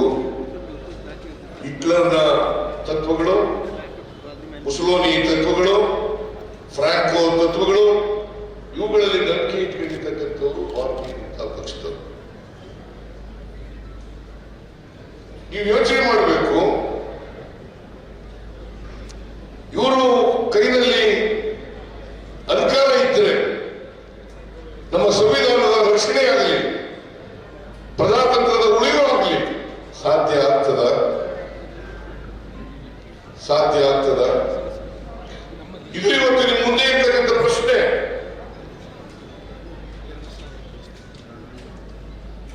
ಅದಕ್ಕೋಸ್ಕರ ಸಂವಿಧಾನ ಉಳಿಬೇಕಾದ್ರೆ, ಪ್ರಜಾತಂತ್ರದ ಉಳಿಬೇಕಾದ್ರೆ ಕಾಂಗ್ರೆಸ್ ಪಕ್ಷಕ್ಕೆ ತಾವೆಲ್ಲರೂ ಕೂಡ ಆಶೀರ್ವಾದವನ್ನ ಮಾಡಬೇಕು. ಕಾಂಗ್ರೆಸ್ ಪಕ್ಷಕ್ಕೆ ಆಶೀರ್ವಾದವನ್ನ ಮಾಡಬೇಕು. ಇದು ಇವತ್ತು ನಾವು ಚರ್ಚೆ ಮಾಡಬೇಕಾಗಿರ್ತಕ್ಕಂಥ ವಿಚಾರ. ನರೇಂದ್ರ ಮೋದಿ ಯಾವತ್ತೂ ಕೂಡ ಪ್ರಜಾಪ್ರಭುತ್ವದ ರೀತಿಯಲ್ಲಿ ಕೆಲಸ ಮಾಡಿಲ್ಲ. RSS ನ ಸಿದ್ಧಾಂತ ಏನಿದೆ ಅದಕ್ಕೆ ಅನುಗುಣವಾಗಿ ಆಡಳಿತವನ್ನು ನಡೆಸತಕ್ಕಂಥವರು ನರೇಂದ್ರ ಮೋದಿಯವರು. ನಾನು ಅವರನ್ನ ಟೀಕೆ ಮಾಡೋಕ್ಕೋಸ್ಕರ ಈ ಮಾತುಗಳನ್ನ ಹೇಳ್ತಾ ಇಲ್ಲ, ಅಥವಾ ಚುನಾವಣೆಗೋಸ್ಕರ ಈ ಮಾತುಗಳನ್ನ ಹೇಳ್ತಾ ಇಲ್ಲ. ಅವರು 10 ವರ್ಷಗಳಲ್ಲಿ ನಡ್ಕೊಂಡಿರ್ತಕ್ಕಂಥ ರೀತಿಯನ್ನು ನೋಡಿದಾಗ ಅವರಿಗೆ ಪ್ರಜಾತಂತ್ರ ವ್ಯವಸ್ಥೆಯಲ್ಲಿ ನಂಬಿಕೆ ಇಲ್ಲ ಅಂತಕ್ಕಂಥದ್ದು ಬಹಳ ಸ್ಪಷ್ಟವಾಗಿ ಗೊತ್ತಾಗುತ್ತೆ. ನಾವು ಮಾಧ್ಯಮ 4ನೇ ಪ್ರಜಾಪ್ರಭುತ್ವದ 4ನೇ ಸ್ತಂಭ ಅಂತ ಕರಿತೀವಿ. 4ನೇ ಸ್ತಂಭ ಅಂತ ಕರಿತೀವಿ. ಎಷ್ಟು ಸಾರಿ 10 ವರ್ಷದಲ್ಲಿ ನಿಮ್ಮನ್ನ ಭೇಟಿ ಮಾಡಿದ್ದಾರೆ ಹೇಳಿ ನೋಡೋಣ. ಎಷ್ಟು ಸಾರಿ ಭೇಟಿ ಮಾಡಿದ್ದಾರೆ? 1, 2, 3 ಸಾರಿ ಭೇಟಿ ಮಾಡಿದರೆ ಅದೇ ಹೆಚ್ಚು. ಯಾಕಂದ್ರೆ ನೀವು ಪ್ರಶ್ನೆ ಕೇಳ್ತೀರಿ, ಅದಕ್ಕೆ ಉತ್ತರ ಹೇಳಬೇಕಾಗ್ತದೆ.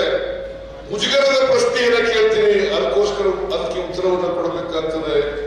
ಅದಕ್ಕೋಸ್ಕರ ಮಾಧ್ಯಮದವರನ್ನೇ ಭೇಟಿ ಮಾಡದೆ ಅವರು ಜನಗಳನ್ನ ಉದ್ದೇಶಿಸಿ RSS ನ ಸಿದ್ಧಾಂತವನ್ನ ಪ್ರಚಾರ ಮಾಡತಕ್ಕಂಥ ಕಲೆಯನ್ನ ಕಲ್ತ್ಕೊಂಡಿದ್ದಾರೆ. ಅದೇನಪ್ಪಾ ಅಂತಂದ್ರೆ ಮನ್ ಕಿ ಬಾತ್. ಆ ಮನ್ ಕಿ ಬಾತ್ ನಲ್ಲಿ ಈ ದೇಶದ ಸಮಸ್ಯೆಗಳ ಬಗ್ಗೆ ಚರ್ಚೆ ಮಾಡಲ್ಲ,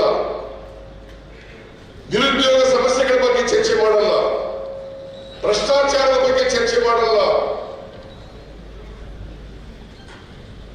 ರೈತರ ಸಮಸ್ಯೆಗಳ ಬಗ್ಗೆ ಚರ್ಚೆ ಮಾಡಲ್ಲ, ಹೆಣ್ಮಕ್ಳ ಸಮಸ್ಯೆಗಳ ಬಗ್ಗೆ ಚರ್ಚೆ ಮಾಡಲ್ಲ, ಕಾರ್ಮಿಕರ ಬಗ್ಗೆ ಚರ್ಚೆ ಮಾಡಲ್ಲ, ದಲಿತರ ಬಗ್ಗೆ ಚರ್ಚೆ ಮಾಡಲ್ಲ, ಹಿಂದುಳಿದವರ ಬಗ್ಗೆ ಚರ್ಚೆ ಮಾಡಲ್ಲ, ಅಲ್ಪಸಂಖ್ಯಾತರ ಬಗ್ಗೆ ಚರ್ಚೆ ಮಾಡಲ್ಲ, ಬೆಲೆ ಏರಿಕೆ ಬಗ್ಗೆ ಮಾತಾಡಲ್ಲ. ಬಡ ಎಲ್ಲ ಜಾತಿಗಳಲ್ಲೂ ಕೂಡ ಬಡವರಿದ್ದಾರೆ, ಬಡವರ ಬಗ್ಗೆ ಮಾತಾಡಲ್ಲ. ಇದನ್ನ ನೀವು ಅವ್ರ ಮಾತುಗಳನ್ನ ನೋಡಿದಾಗ ಬಹಳ ಸ್ಪಷ್ಟವಾಗಿ ಕಾಣ್ತಕ್ಕಂಥ ವಿಚಾರಗಳು. ಹಾಗಾಗಿ ಅವರು ಸಾಮ್ರಾಜ್ಯಶಾಹಿ ವ್ಯವಸ್ಥೆಯಲ್ಲಿ ನಂಬಿಕೆ ಇಟ್ಕೊಂಡಿರ್ತಕ್ಕಂಥವ್ರು, ಸರ್ವಾಧಿಕಾರ ಅದರಲ್ಲಿ ನಂಬಿಕೆ ಇಟ್ಕೊಂಡಿರ್ತಕ್ಕಂಥವ್ರು, ಹಿಟ್ಲರನ್ನ ಮುಸೋಲಿನಿಯನ್ನ ಫಾಲೋ ಮಾಡ್ತಕ್ಕಂಥವ್ರು ಭಾರತೀಯ ಜನತಾ ಪಕ್ಷದವರು. ಇದು ಒಂದು. ಭಾರತೀಯ ಜನತಾ ಪಕ್ಷದವರು ನಾವೆಲ್ಲರೂ ಕೂಡ ದೇಶಭಕ್ತರು ಅಂತ ಹೇಳ್ತಾರೆ. ಯಾವತ್ತಾದ್ರೂ ಕೂಡ ಸ್ವಾತಂತ್ರ್ಯ ಹೋರಾಟದಲ್ಲಿ ಭಾಗಿಯಾಗಿದ್ದರು ಯಾರಾದ್ರೂ ಒಬ್ಬ?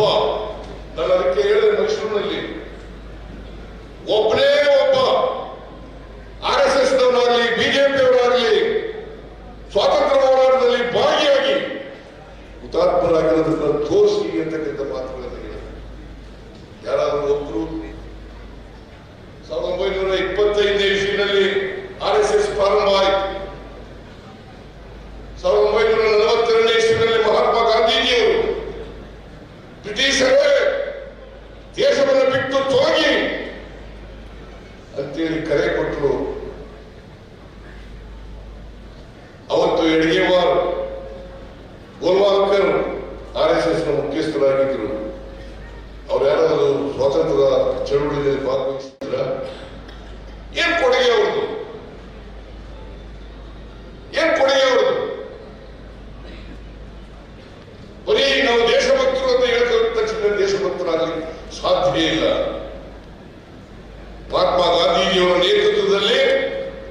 ಈ ದೇಶಕ್ಕೆ ಸ್ವಾತಂತ್ರ್ಯವನ್ನು ತಂದುಕೊಟ್ಟದ್ದು ಕಾಂಗ್ರೆಸ್ ಪಕ್ಷವೇ ಮತ್ತು ಭಾರತೀಯ ಜನತಾ ಪಕ್ಷ ಅಲ್ಲ, ಬೇರೆ ಯಾರು ಅಲ್ಲ ಅಂತಕ್ಕಂಥದ್ದನ್ನು ಸ್ಪಷ್ಟವಾಗಿ ಬಯಸ್ತಾ ಇದ್ದೇವೆ. ಇದು ಇತಿಹಾಸ, ದೇಶದಲ್ಲಿ ಆಗಿರ್ತಕ್ಕಂಥ ಇತಿಹಾಸ. ಮಹಾತ್ಮ ಗಾಂಧೀಜಿಯವರು ಈ ದೇಶಕ್ಕೆ ಅವರ ನಾಯಕತ್ವದಲ್ಲಿ ಸ್ವಾತಂತ್ರ್ಯವನ್ನು ತಂದುಕೊಟ್ಟರು. ಇವತ್ತು ನಾವೆಲ್ಲರೂ ಕೂಡ ಸ್ವತಂತ್ರರು. ನಾವ್ಯಾರು ಸ್ವಾತಂತ್ರ್ಯ ಚಳವಳಿಯಲ್ಲಿ ಭಾಗವಹಿಸಿದವರಲ್ಲ, ಸ್ವತಂತ್ರರು. ಅವರ ಕೊಡುಗೆ ಅಪಾರ. ಅದಕ್ಕೋಸ್ಕರ ಅವರನ್ನು ಸ್ಮರಿಸ್ಕೊತಾ ಇದ್ದೀವಿ. ಇವತ್ತು ಬಾಬಾ ಸಾಹೇಬ್ ಅಂಬೇಡ್ಕರ್ ಅವರನ್ನು ಯಾಕೆ ಸ್ಮರಿಸ್ಕೊತೀವಿ ಅಂತಂದ್ರೆ, ಈ ದೇಶದಲ್ಲಿ ಸ್ವಾತಂತ್ರ್ಯ, ಸಮಾನತೆ, ಭ್ರಾತೃತ್ವ ಈ ದೇಶದಲ್ಲಿ ಇರಬೇಕು ಅಂತೇಳಿ ಹೋರಾಟವನ್ನು ಮಾಡಿದ್ರು. ನಮ್ಮ ಸಂವಿಧಾನದಲ್ಲೂ ಕೂಡ ಇವುಗಳನ್ನು ಸೇರಿಸಿದರು. ಸ್ವಾತಂತ್ರ್ಯ, ಸಮಾನತೆ, ಭ್ರಾತೃತ್ವ ಇವು ನಮ್ಮ ಮಂತ್ರಗಳಾಗ್ತವೆ. ಇದನ್ನ ಬಾಬಾ ಸಾಹೇಬ್ ಅಂಬೇಡ್ಕರ್ ಅವರು ಸಂವಿಧಾನದಲ್ಲಿ ಸೇರಿಸಿದ್ದಾರೆ. ಅವರು ಸಂವಿಧಾನ ರಚನಾ ಸಭೆಯಲ್ಲಿ ಕೊನೆ ಭಾಷಣ ಮಾಡಿದರು. 1925 ನವೆಂಬರ್ 25ನೇ ತಾರೀಕು 1946 ಅಕ್ಟೋಬರ್ 25ನೇ ತಾರೀಕು, ನವೆಂಬರ್ 25ನೇ ತಾರೀಕು ಭಾಷಣ ಮಾಡಿದ್ದಾರೆ ಕಾನ್ಸ್ಟಿಟ್ಯೂಂಟ್ ಅಸೆಂಬ್ಲಿದಲ್ಲಿ. ಆಗ ಒಂದು ಮಾತು ಹೇಳಿದರು, ಈ ದೇಶದ 1950 ಜನವರಿ 26 ತಾರೀಕಿನಂದು ಸಂವಿಧಾನ ಜಾರಿಗೆ ಬರುತ್ತದೆ. ಅವತ್ತು ಈ ಸಮಾಜದಲ್ಲಿ ವೈರುಧ್ಯತೆ ಇದೆ, ಅಸಮಾನತೆ ಇದೆ ಅಂತ ಸಮಾಜಕ್ಕೆ ಕಾಲಿಡ್ತಾ ಇದ್ದೀವಿ. ನಾವು ಸಮಾಜಕ್ಕೆ ಕಾಲಿಡ್ತಾ ಇದ್ದೀವಿ. ನಮಗೆ ರಾಜಕೀಯ ಸ್ವಾತಂತ್ರ್ಯ ಬಂದಿದೆ. ಒಬ್ಬ ವ್ಯಕ್ತಿ ಒಂದು ಓಟು, ಒಂದು ಮೌಲ್ಯ. ಒಬ್ಬ ವ್ಯಕ್ತಿ ಒಂದು ಓಟು, ಒಂದು ಮೌಲ್ಯ.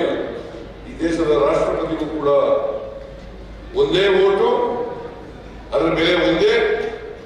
ಆದರೆ ಇಲ್ಲಿ ಕೂಲಿ ಮಾಡ್ತಕ್ಕಂಥವ್ರಿಗೂ ಕೂಡ ಒಂದೇ ಓಟು, ಒಂದೇ ಬೆಲೆ. ಆದರೆ ಆರ್ಥಿಕವಾಗಿ ಸಾಮಾಜಿಕವಾಗಿ ಅದು ಇಲ್ಲ. ಸಮಾಜದಲ್ಲಿ ಅಸಮಾನತೆ ಇದೆ. ಬಹುಸಂಖ್ಯಾತ ಜನ ಅಸಮಾನತೆಯಿಂದ ನರಳುತ್ತಾ ಇದ್ದಾರೆ. ಅವರಿಗೆ ಆರ್ಥಿಕ ಸ್ವಾತಂತ್ರ್ಯ ಇಲ್ಲ, ಸಾಮಾಜಿಕ ಸ್ವಾತಂತ್ರ್ಯ ಇಲ್ಲ. ನಾವು ಎಲ್ಲಿವರೆಗೆ ಈ ಅಸಮಾನತೆಯನ್ನು ತೊಡೆದಾಕದಿಲ್ವೋ ಅಲ್ಲಿವರೆಗೆ ಯಾರು ಅಸಮಾನತೆಯಿಂದ ಈ ಸಮಾಜದಲ್ಲಿ ನರಳುತ್ತಾ ಇದ್ದಾರೆ ಅವರೇ ಈ ದೇಶದ ರಾಜಕೀಯ ಪ್ರಜಾಪ್ರಭುತ್ವದ ಸೌಧವನ್ನ ಧ್ವಂಸ ಮಾಡ್ತಾರೆ. ನಾವು ಎಚ್ಚರಿಕೆಯಿಂದ ಇರಬೇಕು ಅಂತಕ್ಕಂಥ ಮಾತುಗಳನ್ನ ಬಾಬಾ ಸಾಹೇಬ್ ಅಂಬೇಡ್ಕರ್ ಅವರು ಹೇಳಿರ್ತಕ್ಕಂಥ ಮಾತುಗಳು. ನಾವು ಅದರಲ್ಲಿ ನಂಬಿಕೆ ಇಟ್ಕೊಂಡಿರ್ತಕ್ಕಂಥವ್ರು ಕಾಂಗ್ರೆಸ್. ಅದಕ್ಕಾಗಿ ಸಮಾಜದ ಎಲ್ಲ ಬಡವರು, ಯಾವುದೇ ಜಾತಿಗೆ ಸೇರಿರಲಿ, ಯಾವುದೇ ಧರ್ಮಕ್ಕೆ ಸೇರಿರಲಿ, ಯಾವುದೇ ಪಕ್ಷಕ್ಕೆ ಸೇರಿರಲಿ, ನಾನು ಯಾಕೆ ವಿಚಾರ ಪ್ರಸ್ತಾಪ ಮಾಡ್ತಾ ಇದ್ದೀನಿ ಅಂತಂದ್ರೆ, ಬಿಜೆಪಿಯ RSS ನ ಬಡವರಿಗೂ ಕೂಡ ನಾವು 5 ಗ್ಯಾರಂಟಿಗಳನ್ನು ಕೊಡ್ತಾ ಇದ್ದೀವಿ.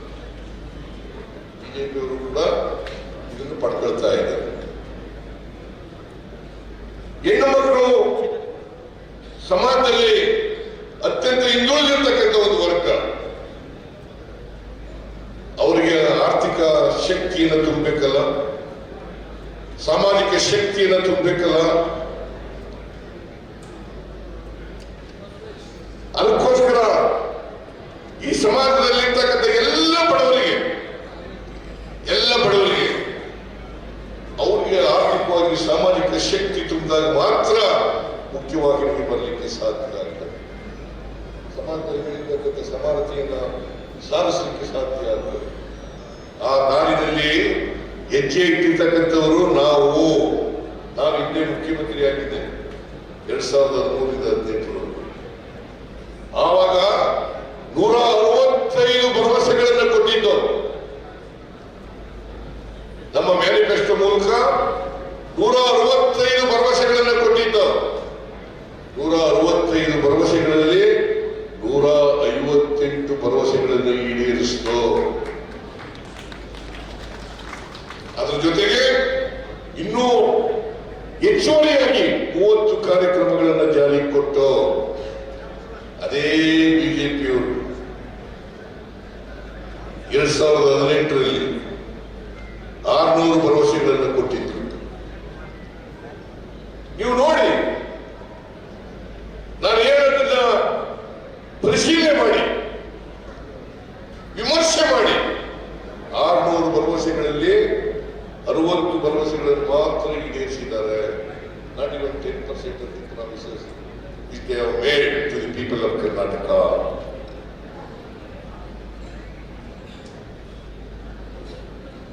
ಯಾಕೆ ಹೇಳ್ತಾ ಇದ್ದೀನಿ ಅಂತಂದ್ರೆ, ಬಿಜೆಪಿಯವರು ಕರ್ನಾಟಕದಲ್ಲಿರ್ಬೋದು, ನರೇಂದ್ರ ಮೋದಿ ಅವರು ದೇಶದಲ್ಲಿರ್ಬೋದು, ಅವರು ಹೇಳಿದಂತ ಭರವಸೆಗಳನ್ನ ಈಡೇರಿಸಲಿಕ್ಕೆ ಸಾಧ್ಯ ಆಗಿಲ್ಲ. ಯಾಕಂದ್ರೆ ಅವರ 10 ವರ್ಷಗಳ ಅವಧಿನಲ್ಲಿ ನರೇಂದ್ರ ಮೋದಿಯವರು ಬರೀ ಸುಳ್ಳುಗಳನ್ನೇ ಹೇಳ್ತಾ ಬಂದಿದ್ದಾರೆ. ಯಾವುದಾದ್ರೂ ಭರವಸೆಗಳನ್ನು ಈಡೇರಿಸಿದಾರ? 15 ಲಕ್ಷ ಕೊಡ್ತೀವಿ ಅಂತಂದ್ರು ಕೊಡ್ಲಿಲ್ಲ. ಪ್ರತಿ ಕುಟುಂಬಕ್ಕೆ 15 ಲಕ್ಷ ಅವರ ಅಕೌಂಟ್ಗೆ ಹಾಕ್ಬಿಡ್ತೀವಿ ಅಂತಂದ್ರು ಆಗ್ಲಿಲ್ಲ. 2 ಕೋಟಿ ಉದ್ಯೋಗ ಸೃಷ್ಟಿ ಮಾಡ್ತೀವಿ ಅಂತಂದ್ರು ವರ್ಷಕ್ಕೆ ಮಾಡಲಿಲ್ಲ. ರೈತರ ಆದಾಯ ದುಪ್ಪಟ್ಟು ಮಾಡ್ತೀವಿ ಅಂತಂದ್ರು ಮಾಡಲಿಲ್ಲ. ಬೆಲೆ ಏರಿಕೆಯನ್ನು ಕಡಿಮೆ ಮಾಡ್ತೀವಿ ಅಂತಂದ್ರು ಎಲ್ಲ ಅಗತ್ಯ ವಸ್ತುಗಳು ಕೂಡ ಸಾಮಾನ್ಯ ಜನರಿಗೆ, ಬಡವರಿಗೆ ಕಡಿಮೆ ದರದಲ್ಲಿ ಸಿಕ್ಕ ರೀತಿಯಲ್ಲಿ ನಾವು ಮಾಡ್ತೀವಿ ಅಂತಂದ್ರು ಮಾಡಲಿಲ್ಲ. ಅದಕ್ಕೆ ಅವರ ಭಾಷೆಯಲ್ಲಿ ನರೇಂದ್ರ ಮೋದಿ ಅವರು ಅಚ್ಚೇ ದಿನ ಈಗ ಬಂತ, ಅಚ್ಚೇ ದಿನ ಬಂತಂದ್ರೆ ಬರಲಿಲ್ಲ. ಅಚ್ಚೇ ದಿನ ಪೆಟ್ರೋಲ್, ಡೀಸೆಲ್, ಗ್ಯಾಸ್, ಗೊಬ್ಬರ ಅವತ್ತೇನಿತ್ತು ನರೇಂದ್ರ ಮೋದಿ ಅವರು ಪ್ರಧಾನಮಂತ್ರಿ ಆದಾಗ 2014ರಲ್ಲಿ ಡೀಸೆಲ್ ಬೆಲೆ 1 ಲೀಟರ್ಗೆ 57 ರೂಪಾಯಿ, ಇವತ್ತು 95 ರೂಪಾಯಿ. ಇವತ್ತು 95 ರೂಪಾಯಿ. ಪೆಟ್ರೋಲ್, ಡೀಸೆಲ್ ಬೆಲೆ 1 ಲೀಟರ್ಗೆ 71 ರೂಪಾಯಿ ಇತ್ತು, ಇವತ್ತು 105 ರೂಪಾಯಿ. ಗ್ಯಾಸ್ ಸಿಲಿಂಡರ್ ಬೆಲೆ 414 ರೂಪಾಯಿ ಇತ್ತು, ಇವತ್ತು 950 ರೂಪಾಯಿ. ನರೇಂದ್ರ ಮೋದಿಜಿ ಇಲ್ಲಿ ಅಚ್ಚೇ ದಿನ ಬಂತು. ಬಡವರ ಜೀವನ ಅಸಹಾಯಕ. ಜನರು ಇವರ ಕಾಲದಲ್ಲಿ ಬೆಲೆ ಏರಿಕೆಯಿಂದ ತತ್ತರಿಸೋದು. ಅದಕ್ಕಾಗಿ ನಾವು ಯೋಚನೆ ಮಾಡೋದು, ನಾವು ಬಡವರಿಗೆ ಸಹಾಯ ಮಾಡಬೇಕು, ಮಹಿಳೆಯರಿಗೆ ಸಹಾಯ ಮಾಡಬೇಕು, ಹಿಂದುಳಿದವರಿಗೆ ಸಹಾಯ ಮಾಡಬೇಕು, ಅಲ್ಪಸಂಖ್ಯಾತರಿಗೆ ಸಹಾಯ ಮಾಡಬೇಕು, ರೈತರಿಗೆ ಸಹಾಯ ಮಾಡಬೇಕು ಅಂತೇಳಿ ಈ 5 ಗ್ಯಾರಂಟಿಗಳನ್ನ ನಾವು ಭರವಸೆಯನ್ನು ಕೊಟ್ಟು ಜನರಿಗೆ 5 ಗ್ಯಾರಂಟಿ. ಶಕ್ತಿ ಯೋಜನೆ, ಗೃಹ ಜ್ಯೋತಿ, ಅನ್ನಭಾಗ್ಯ, ಗೃಹಲಕ್ಷ್ಮಿ, ಯುವ ನಿಧಿ. ನಾನು ಕೇಳ್ತೀನಿ, ನಾವು ಬರೀ ಭರವಸೆಗಳು ಕೊಡಲಿಲ್ಲ. ಅಧಿಕಾರಕ್ಕೆ ಬಂದ ಮೇಲೆ ಕೇವಲ 8 ತಿಂಗಳಲ್ಲಿ ಎಲ್ಲಾ ಗ್ಯಾರಂಟಿಗಳನ್ನು ಕೂಡ ಜಾರಿ ಮಾಡಿದ್ದೇವೆ. ಹೌದಲ್ಲ? ನರೇಂದ್ರ ಮೋದಿ ಅವರು ಸುಳ್ಳು ಹೇಳಿದ್ವಾ? ಭ್ರಮೆ ಉಳಿಸಿದ್ವಾ? ನಾವು ನುಡಿದಂತೆ ನಡೆದಿದ್ದೇವೆ, ಕೊಟ್ಟ ಮಾತಿನಂತೆ ನಡ್ಕೊಂಡಿದ್ದೇವೆ, ಜನರಿಗೆ ಗೌರವ ಕೊಡ್ತಕ್ಕಂಥ ಕೆಲಸವನ್ನು ಮಾಡಿದ್ದೇವೆ. ಸಾಮಾಜಿಕ ನ್ಯಾಯ ಸಮಾಜದಲ್ಲಿ ಸಿಕ್ಕಿದಾಗ ಮಾತ್ರ ಅಸಮಾನತೆಯನ್ನು ಸಾಧಿಸಲಿಕ್ಕೆ ಸಾಧ್ಯ ಆಗ್ತದೆ. ಇಲ್ಲಿ ಹೋದ್ರೆ ಅಸಮಾನತೆ ಹಾಗೇನೇ ಮುಂದುವರ್ಕೊಂಡು ಹೋಗ್ತದೆ. ಅದಕ್ಕೋಸ್ಕರ ಈ ಗ್ಯಾರಂಟಿಗಳನ್ನು ಜಾರಿಗೆ ಕೊಟ್ಟೆ. ಮೇ 20ನೇ ತಾರೀಕು ನಾನು DK ಶಿವಕುಮಾರ್ ಅವರು ಇತರ 8 ಜನ ಮಂತ್ರಿಗಳು ಪ್ರಮಾಣ ವಚನ ಸ್ವೀಕಾರ ಮಾಡಿದ್ರು ಕಂಠೀರವ ಸ್ಟೇಡಿಯಂನಲ್ಲಿ. ಕಂಠೀರವ ಸ್ಟೇಡಿಯಂನಲ್ಲಿ ನೇರವಾಗಿ ವಿಧಾನಸೌಧಕ್ಕೆ ಹೋಗಿ ಕ್ಯಾಬಿನೆಟ್ ಹಾಲ್ನಲ್ಲಿ ತೀರ್ಮಾನ ಮಾಡಿ ಆದೇಶವನ್ನು ಹೊರಡಿಸಿತು. 5 ಗ್ಯಾರಂಟಿಗಳನ್ನ ಜಾರಿ ಮಾಡ್ತೇವೆ, ಕೊಟ್ಟ ಮಾತಿನಂತೆ ನಡ್ಕಂತೇವೆ ಅಂತೇಳಿ ಜೂನ್ 11ನೇ ತಾರೀಕು ಶಕ್ತಿ ಯೋಜನೆ ಜಾರಿಯಾಯಿತು. ಜೂನ್ 11ನೇ ತಾರೀಕು ಶಕ್ತಿ ಯೋಜನೆ ಜಾರಿಯಾಯಿತು. ಜುಲೈ ತಿಂಗಳಲ್ಲಿ ಅನ್ನಭಾಗ್ಯ ಗೃಹ ಜ್ಯೋತಿ ಜಾರಿಯಾಯಿತು. ಆಗಸ್ಟ್ ತಿಂಗಳಲ್ಲಿ ಗೃಹಲಕ್ಷ್ಮಿ ಜಾರಿಯಾಯಿತು.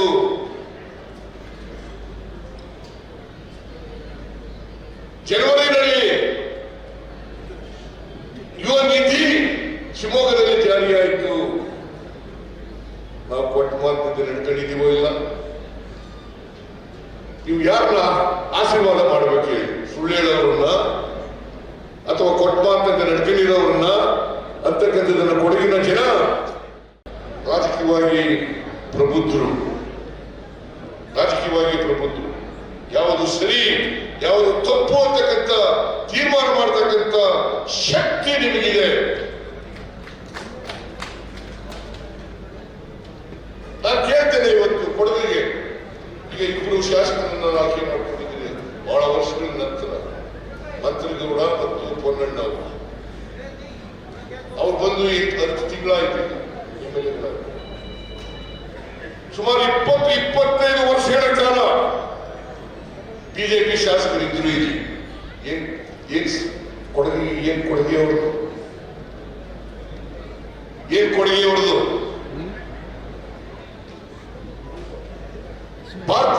ಬಿಜೆಪಿ ಸರ್ಕಾರದ ಕೊಡುಗೆ ಏನು? ನಾನು ಇವತ್ತು ಚುನಾವಣಾ ಪ್ರಚಾರ ಇರೋದ್ರಿಂದ ಕೋಡ್ ಆಫ್ ಕಂಡಕ್ಟ್ ಇರೋದ್ರಿಂದ ಮಾರಲ್ ಕೋಡ್ ಆಫ್ ಕಂಡಕ್ಟ್ ಇರೋದ್ರಿಂದ ಆಶ್ವಾಸನೆಯನ್ನು ಕೊಡಲಿಕ್ಕೆ ಬಯಸಲ್ಲ. ಆದರೆ ಪೊನ್ನಣ್ಣನವರು ಏನ್ ಹೇಳ್ತಾರೆ, ಮಂತ್ರಿಗೌಡ ಏನ್ ಹೇಳ್ತಾರೆ, ಕೊಡಗಿನ ಅಭಿವೃದ್ಧಿ ಬಗ್ಗೆ ಎಲ್ಲ ಕಾರ್ಯಕ್ರಮಗಳನ್ನು ಕೂಡ ನಾನು ಮಾಡಿಕೊಡ್ತೇನೆ ಅಂತಕ್ಕಂಥ ಮಾತುಗಳನ್ನು ಹಿಂದೆ ನಾರಾಯಣವರು ಲಾ ಮಿನಿಸ್ಟರ್ ಆಗಿದ್ದರು, ನಾನು ಅವರ ಒಟ್ಟಿಗೆ ಮಂತ್ರಿಗಳಾಗಿದ್ದರು. ಜಯೇಶ್ ಪಟೇಲ್ ಅವರ ಸಂಪುಟದಲ್ಲಿ, ದೇವೇಗೌಡರ ಸಂಪುಟದಲ್ಲಿ ಬಹುಶಃ ನಾನು ಕಂಡಂತ ಉತ್ತಮ ಕಾನೂನು ಸಚಿವರು ಯಾರು ಇದ್ರೆ ಅದು ಶ್ರೀಮಾನ್ ನಾರಾಯಣವರು.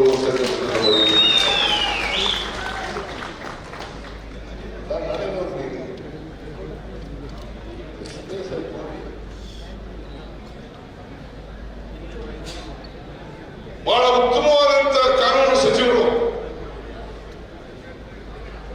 ಅವರು.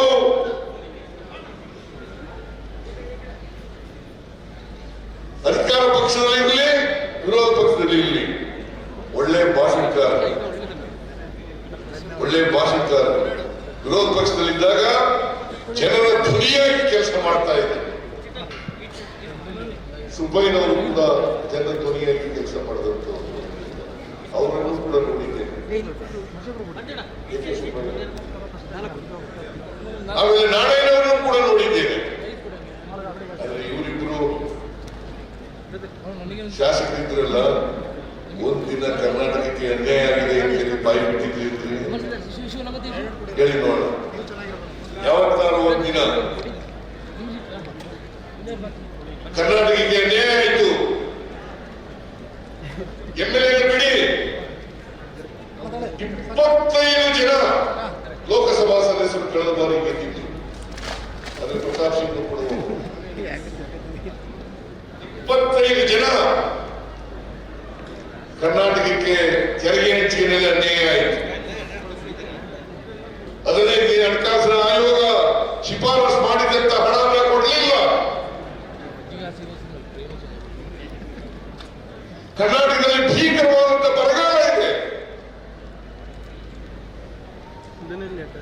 ನಾವು ಕರ್ನಾಟಕದ ರೈತರು ಮಳೆ ಇಲ್ಲದೇನೆ ಬೆಳೆ ಇಲ್ಲದೇನೆ ಕಣ್ಣೀರಲ್ಲಿ ಕೈ ತೊಳಿತಾ ಇದ್ದಾರೆ. ನೀವು ಪರಿಹಾರ ಕೊಡಿ ಅಂತಂದ್ರೆ ನಿರ್ಮಲಾ ಸೀತಾರಾಮನ್ ಹೇಳ್ತಾರೆ, ನಾವು 5 ಗ್ಯಾರಂಟಿಗಳಿಗೆ ದುಡ್ಡು ಕೇಳ್ತಾ ಇದ್ರೆ ಅದು ಕೊಡ್ಲಿಲ್ಲ. ಅಮ್ಮ ತಾಯಿ, ನಾವು ಗ್ಯಾರಂಟಿಗಳಿಗೆ ನಿಮ್ಮನ್ನ ದುಡ್ಡು ಕೇಳಲ್ಲ. ನಮ್ಮ ವಿಶ್ವಾಸದಿಂದಲೇ ಗ್ಯಾರಂಟಿಗಳ ಯೋಜನೆಗಳನ್ನು ಇಲ್ಲಿವರೆಗೆ ಮಾಡಿದ್ದೀವಿ, ಮುಂದೇನು ಕೂಡ ಮಾಡ್ತೀವಿ. ಈ ವರ್ಷ 36,000 ಕೋಟಿ ರೂಪಾಯಿ ಖರ್ಚಾಗಿದೆ ಗ್ಯಾರಂಟಿಗಳಿಗೆ. 36,000 ಕೋಟಿ. ಮುಂದಿನ ವರ್ಷದ ಬಜೆಟ್ ನಲ್ಲಿ 52,009 ಕೋಟಿ ರೂಪಾಯಿಗಳನ್ನ ಬಜೆಟ್ ನಲ್ಲಿ ಇಟ್ಟಿದ್ದೀವಿ. ಯಾಕಂತಂದ್ರೆ ಬಿಜೆಪಿ ಅವರು ಟೀಕೆ ಮಾಡ್ತಾರೆ, ಗ್ಯಾರಂಟಿ ಯೋಜನೆಗಳನ್ನ ಜಾರಿ ಮಾಡಿಬಿಟ್ರು, ಅಭಿವೃದ್ಧಿಗೆ ದುಡ್ಡಿಲ್ಲ. ನೀವು ಕೇಳಬೇಕು, ಪೊನ್ನಣ್ಣನವರು ಕೇಳಬೇಕು, ಮತ್ತೆ ಮಂತ್ರಗೌಡರು ಕೇಳಬೇಕು, ಅಭಿವೃದ್ಧಿ ದುಡ್ಡಿಲ್ಲ ನಮ್ಮ ಹತ್ರ. ಮುಂದಿನ ಬಜೆಟ್ ನಲ್ಲಿ 1,20,000 ಕೋಟಿ ರೂಪಾಯಿಗಳನ್ನ ಅಭಿವೃದ್ಧಿಗೋಸ್ಕರ ತೆಗೆದಿಟ್ಟಿದ್ದೀವಿ. ಹೊರಗಿನ ಅಭಿವೃದ್ಧಿನೂ ಕೂಡ ಮಾಡ್ತೀವಿ. ಈ ಬಿಜೆಪಿ ಈ ಬಾಯಿ ಬಿಡದಿರೋದನ್ನ ಮತ್ತೆ ಕಳಿಸಿಕೊಡ್ಬೇಕ. ಅದಕ್ಕೆ ಸೋತ್ ಬಿಡ್ತೀವಿ ಅಂತ ಹೇಳಿ ಪ್ರತಾಪ್ ಸಿಂಹ ಬದಲಾವಣೆ ಮಾಡಿದ್ದಾರೆ.